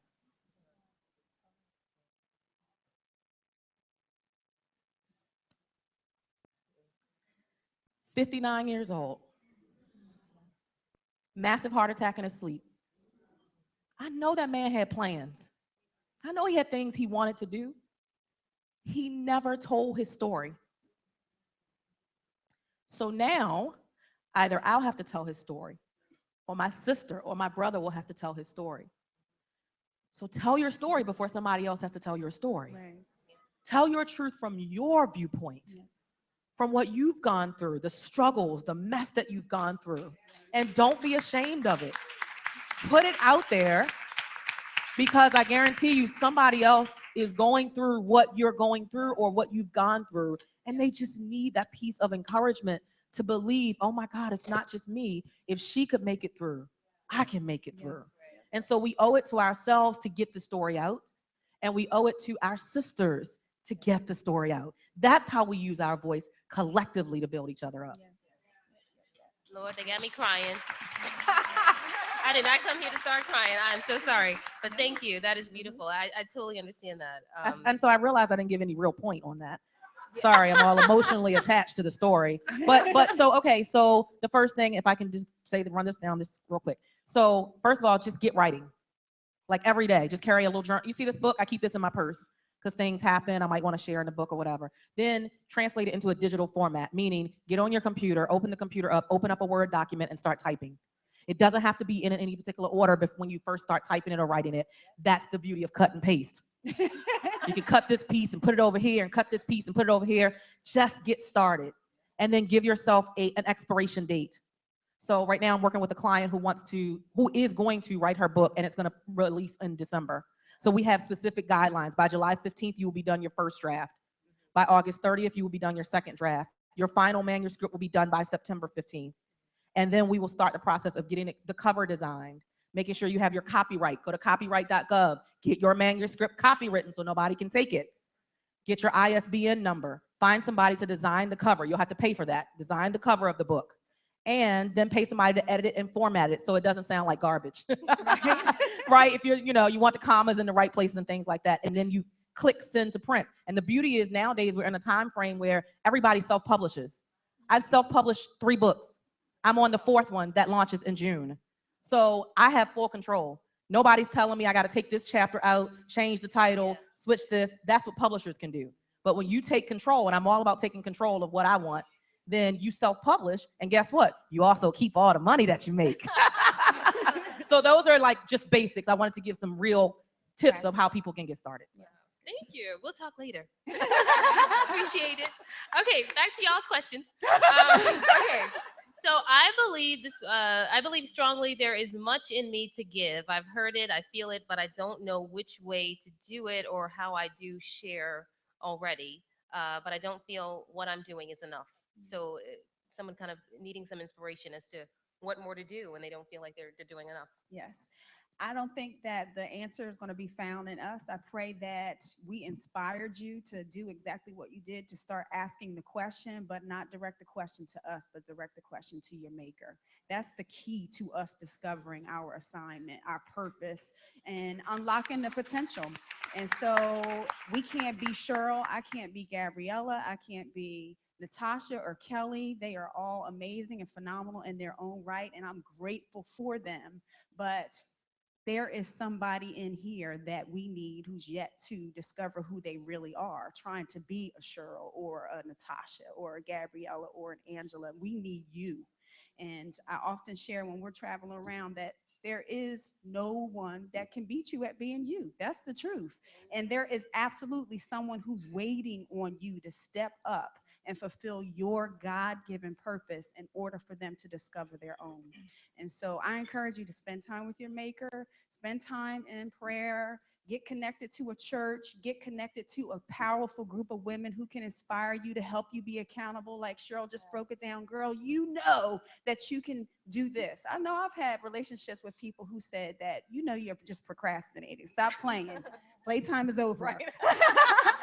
Write a book. A book is on the inside of you. Or, what you're doing right now is not what you're supposed to be doing. It's time to move on. And so, connect with some other women, but you can't limit who other people say you are and what you are capable of to what you actually do. You've got to go above them. You got to go over their head. Go to your maker. And I think that that is the most important, though there's other things that I'm certain these amazing women will add on. I would like to just share a story. Actually goes to the point what Angela said. So many years ago, I know that I was born with the purpose, and I just didn't know what I wanted to do. I knew that I always wanted to be in government, but I just didn't know how to go about and then affect change. So I prayed, and every day I would pray, God, please show me your purpose. Please, what am I was brought into the world to do? I know that I was brought into the world for something. I just don't know what. Please guide me. Yeah. And then all of a sudden, out of nowhere, I got a phone call saying, we would like you to run for elected office. And I'm thinking, what? That was the farthest thing from my mind. Like I shared with all of you before, I tend to be very shy, I'm reserved, I'm quiet. I am not like my friends that are very vibrant and loud and wonderful women. Are you that calling me just, loud? I know you didn't just. No, I'm just kidding. they're vibrant women. They just, they have just a way about them that people are attracted to them. I wasn't like that. I'm just very happy to be just me. Yeah. Me too. But God had a plan for me, and I just kept scratching my head. I'm like, are you sure? Because, I was so different from my friends and the women in my life. Like, can I be this voice that you want me to be? And he showed me the way, and he led me to this place where I am now.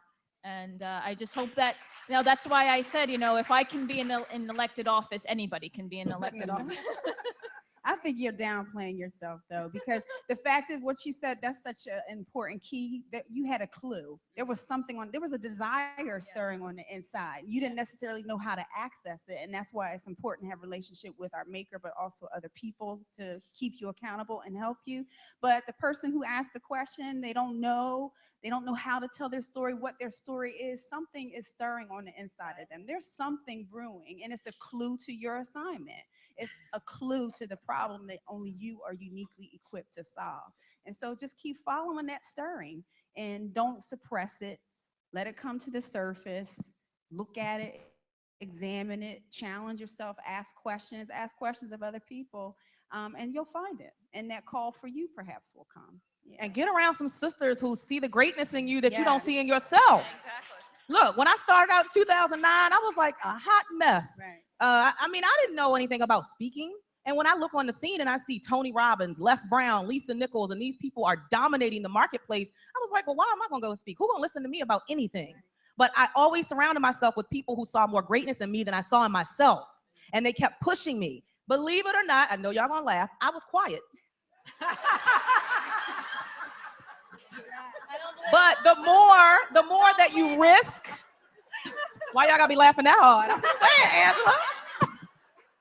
The more that I took risks, my confidence started to build. Every time I took a chance that scared me, that rocked me to my core, but I took the chance anyway, the risk anyway, and I succeeded at it, I was like, oh, sucky. Right. I did that thing, right? And then it just keeps growing. And before you know it, I'm getting another request and another opportunity. Next month, I'm going to be speaking in front of 1,000 women in New Orleans for a federal organization. That's going to be my biggest audience. Believe me, I got BGs, my stomach. I'm just like, oh, Lord, I don't know. My palms are sweating. I'm losing sleep. But you better believe I'm going to be in New Orleans on July 16th. Partially, Angela, to get my check. But then... but partially to challenge myself. So I never feel like, oh, I've accomplished and I'm there. I've arrived. Right. I can just chill now. Right. I never think that. I always think there's something more. Yep. There's another level. Mm-hmm. So if what I'm reaching towards, if the goals I have don't shake me to my core, don't make me lose sleep at night, then it's not big enough. It's too small. And so I keep pressing the button and pressing the envelope to see where God really wants the ultimate journey to go. Right. And so for that person out there who asked that question, push the envelope a little bit. Yes. Do some things that make you totally uncomfortable, where you feel like you're going to fail, because then on the opposite side, when you succeed, your confidence grows with that. Right. Yep. And I know Kelly's been itching to talk. Let's definitely get her in. This is interesting because this is a dynamic I'm not used to where I have to wait to talk. I'm like, oh my gosh, We're they're controlling our out-talking me. tongue. This is unreal. Clearly, there's nothing impossible for God. I am being out-talked, but anyway. But I just wanted to add to that because I know in the beginning when I felt called to do what I'm doing, it was kind of that thinking like, well, who am I? And how could I possibly do this? Right. And one of the greatest stories in the Bible that really encouraged me was the story with Moses, where God says to Moses, what's in your hands? What's in your hands? And see, what God will take what's in your heart and he'll take what's in your hand. And it might just be a staff. It might just be a baker's knife. It might just be whatever it is, whatever is in your hand, wherever you are in life right now. If you submit that to the Lord, he will take it and he will use it and he will build that thing up. Thank you so much. Okay, so just so we're clear, this is what was given to me like 5 minutes ago. I'm so sorry. And I work in the news business, so I'm all about the rap. You got 1 minute and 30 seconds to get this straight. Okay, so I am going to stop now for fear of repercussions. No, I'm kidding. But anyway, thank you guys so much, and thank you all for your questions, and thank you for allowing me to be your moderator today. I so enjoyed it, and I have been truly blessed to be in the company of such beautiful women today.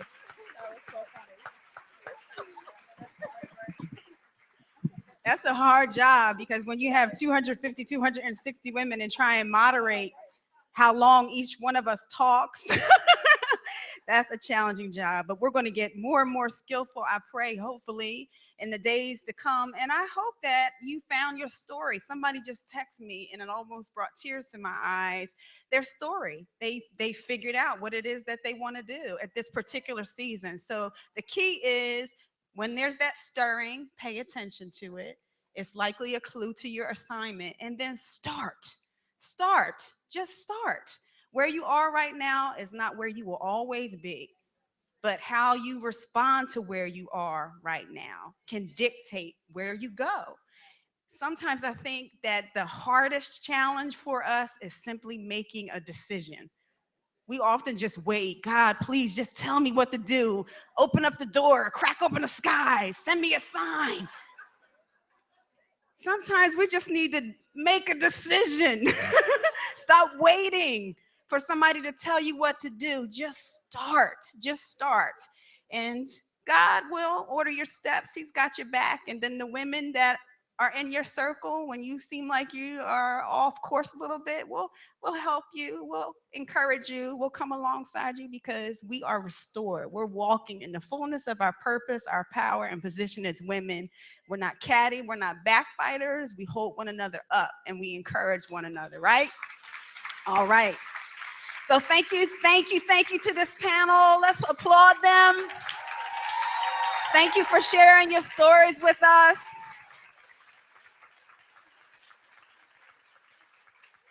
And we just want to acknowledge a woman in this room who has no idea that they are going to receive this award. Last year, we began the first annual Leader Award, where we really wanted to recognize a woman who, in our eyes, was truly changing perception and restoring the position of women. Sometimes that's uncomfortable. That's breaking out of your comfort zone, doing things that are foreign to you. Are people going to laugh at me? I really don't even know what I'm doing. But you just start blazing trails, and then you bring other women along with you. And this particular woman shares a similarity in the fact that we witnessed our moms hurt by someone that we love, that at one point in time loved our moms.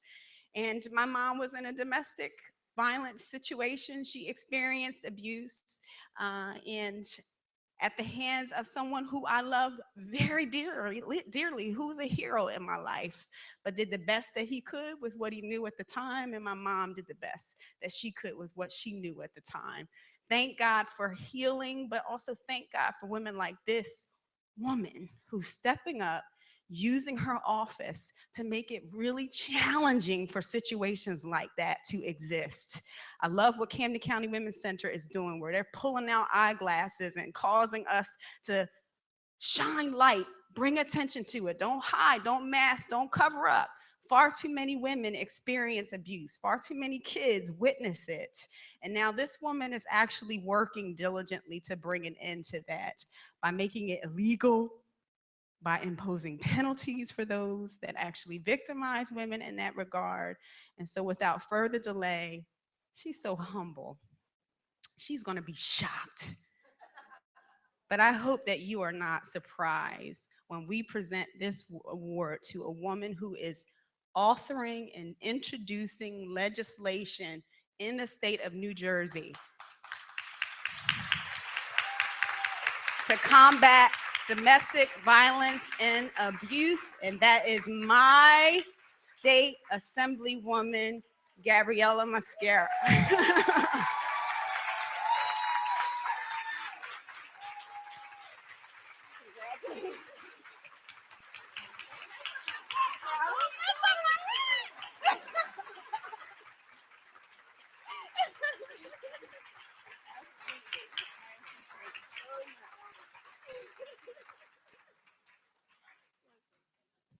Thank you very much. Oh, this is totally unexpected. And when Angela was talking about this person, I'm thinking, oh, who is it? Not ever thinking it was me until she said introduce legislation. I'm thinking, oh, it's me. Oh my God! Thank you so much. This is a. Thank you. This is. I am going to accept this for all the women who around the state, around the world, who are victims of domestic violence, the survivors, and to those that didn't survive. We have to think about them. We have to think about their children, their families, and how it's, violence against women has to stop. It's ridiculous that that we have this this trend that is so easy to just eliminate a woman and a woman's and also eliminate a woman's worth. It's devastating, and but I know, and I'm confident, and I am hopeful and grateful to God that together as women, as empowered women, we will one day be the voice that will change the way people around the world think about women, and how they will not devalue a woman and only will uplift her and would give her strength. Because like I said before, and I'll continue to say until the day I die, we have a lot to offer this world. Thank you.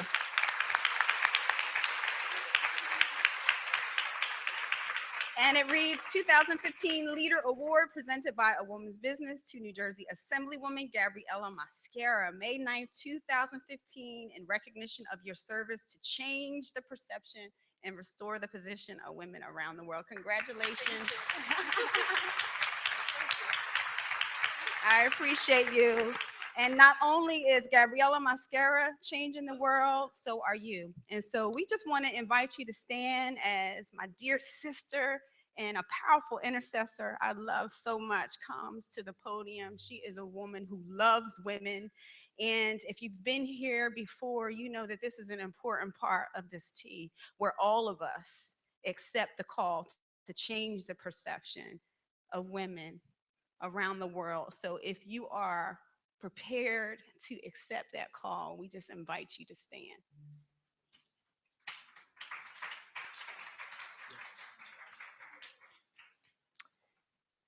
It's interesting that we are conditioned when someone stands up in front of a microphone to quiet ourselves and our thoughts and pay attention. We recognize and we acknowledge that whoever's on this platform has a voice, a word, a message that we need to hear. Ladies, perhaps you don't stand behind a podium, but each and every one of us has a microphone. And each and every one of us is living our life before an audience. Maybe that audience is our spouse, maybe it's our children, maybe it's our coworkers, Maybe we have a larger platform than some, but I promise you that if you have a voice, there is someone somewhere waiting to hear what you have to say. Perhaps, like Cheryl said, the first person that you need to speak to is yourself, to take your voice off mute. Perhaps, like our assemblywoman said, our Lead Her Award winner said, you speak as an individual, but when you unite your voice with another, there'll be power. Perhaps you come like Kelly and say, you know what? Enough is enough. Enough is enough. I can't take the mountain, but I can do my part.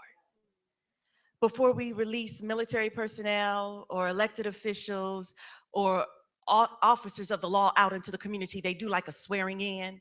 I want you to consider this, ladies, as you're swearing in. You are being sworn into the office of woman. And we are asking you, to accept all of the rights, all of the privileges, and above all of the responsibilities that come with the office of woman. You have a responsibility to represent well. You have a responsibility to build up, not tear down. You have a responsibility to cooperate and to collaborate. You have a responsibility to use your voice, use your hands, use your gifts, use your talents, use your time, use your ability, use your life, use your truth to impact and to empower another beside you. You are no longer permitted to ridicule. There will be no stank eyes, no cat fights, no thrown drinks, no dirty looks, no dirty glances, no criticism, no judgment. We will not be catty, sharp-tongued. We will not snap our necks. But we will lift up, we will build up, we will encourage. Ultimately, at the end of the day, we will bless. We will bless. We will bless. We will bless. We will bless. And we will be a blessing. And so, Father, we come before you right now and we acknowledge that we are changed. We're not waiting. You knocked at the door and we are responding. You have called and we are answering. We are here and we are yours. We're not our own. We exist for the glory of God and for the good of our sisters who stand in league beside us. And we accept our assignment. We accept our call. We accept our responsibility. We accept the challenge. We will not denigrate. We'll no longer deny our greatness. We will no longer refuse to shine, but we will stand up. We will stand proud. We will stand armed and armed and armed. We will link up. We will join up. We will shout out. We will whisper. We will write. We will blog. And at the end of the day, we will be a blessing. We will be a blessing. So as the pins are distributed, where's our flowers? Where's our flowers?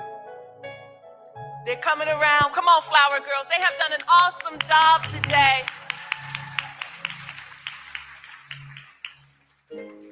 We heard about Release the Kraken. I want y'all to think about the superhero movie where they first figure out that they got superpowers, right? And it's always some soundtrack song that accompanies that. It's Tobey Maguire saying, will I be Spider-Man or will I be Peter Parker? It's Clark Kent saying, will I be Clark and always have on my glasses, or will I put on my cape and dare to soar? There are people counting on us. There are people counting on you. There are people counting on you, and they're waiting for you. So as we pin one another today, I want you to recognize you're being sworn into office. And you're saying, I will and I do. You no longer have permission to be Peter Parker. You Spidey now.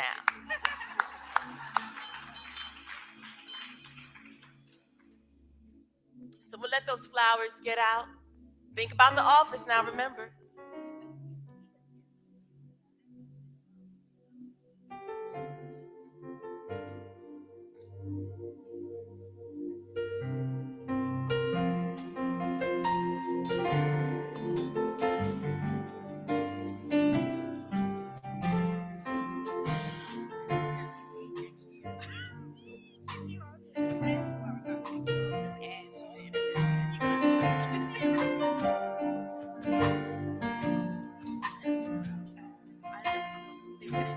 This is a song for every girl who moves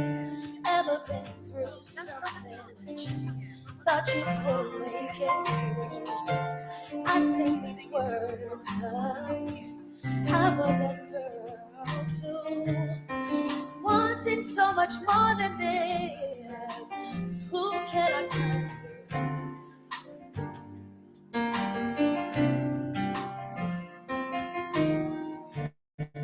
Now we're moving from the darkness to the light.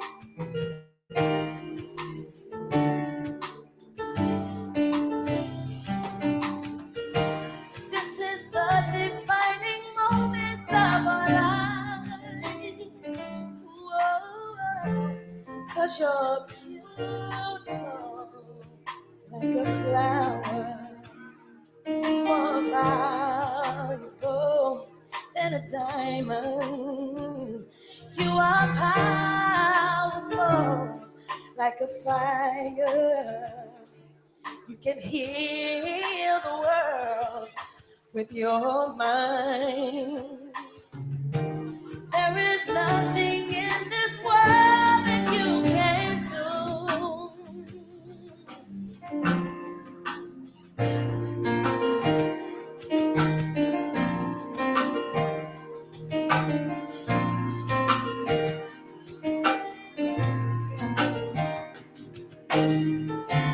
This is a song for every girl who's ever been through something that she thought she couldn't make it through. I sing these words 'cause I was that girl too, wanted so much more than this. Who can I turn to?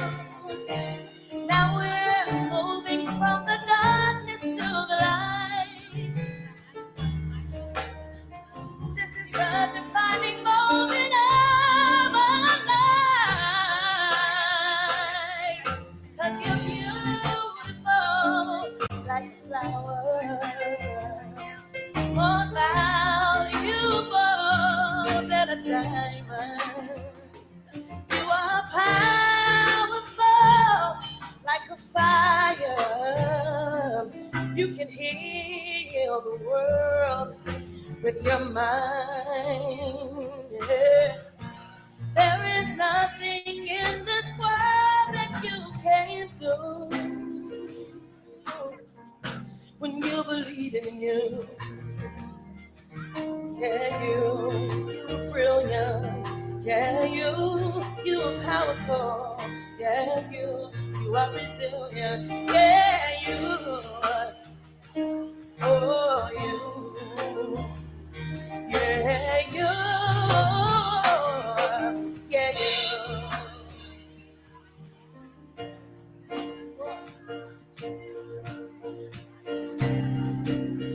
Used to bite my tongue and hold my breath, scared to rock the boat and make a mess. So I'd sit quietly, agree politely.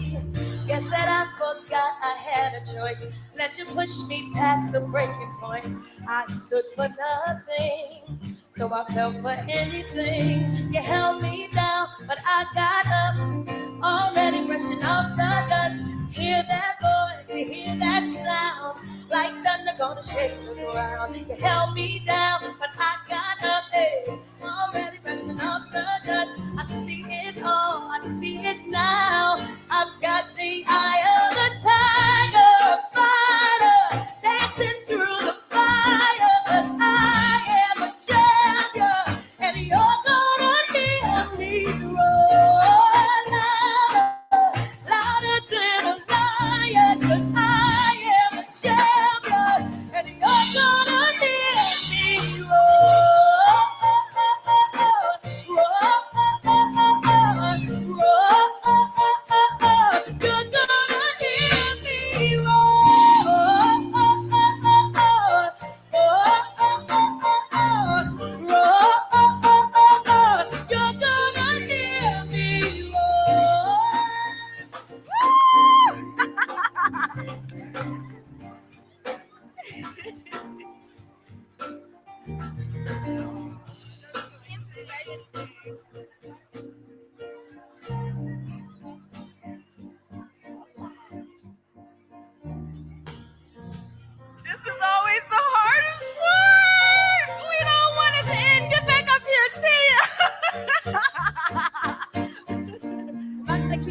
Y'all gotta clap with me.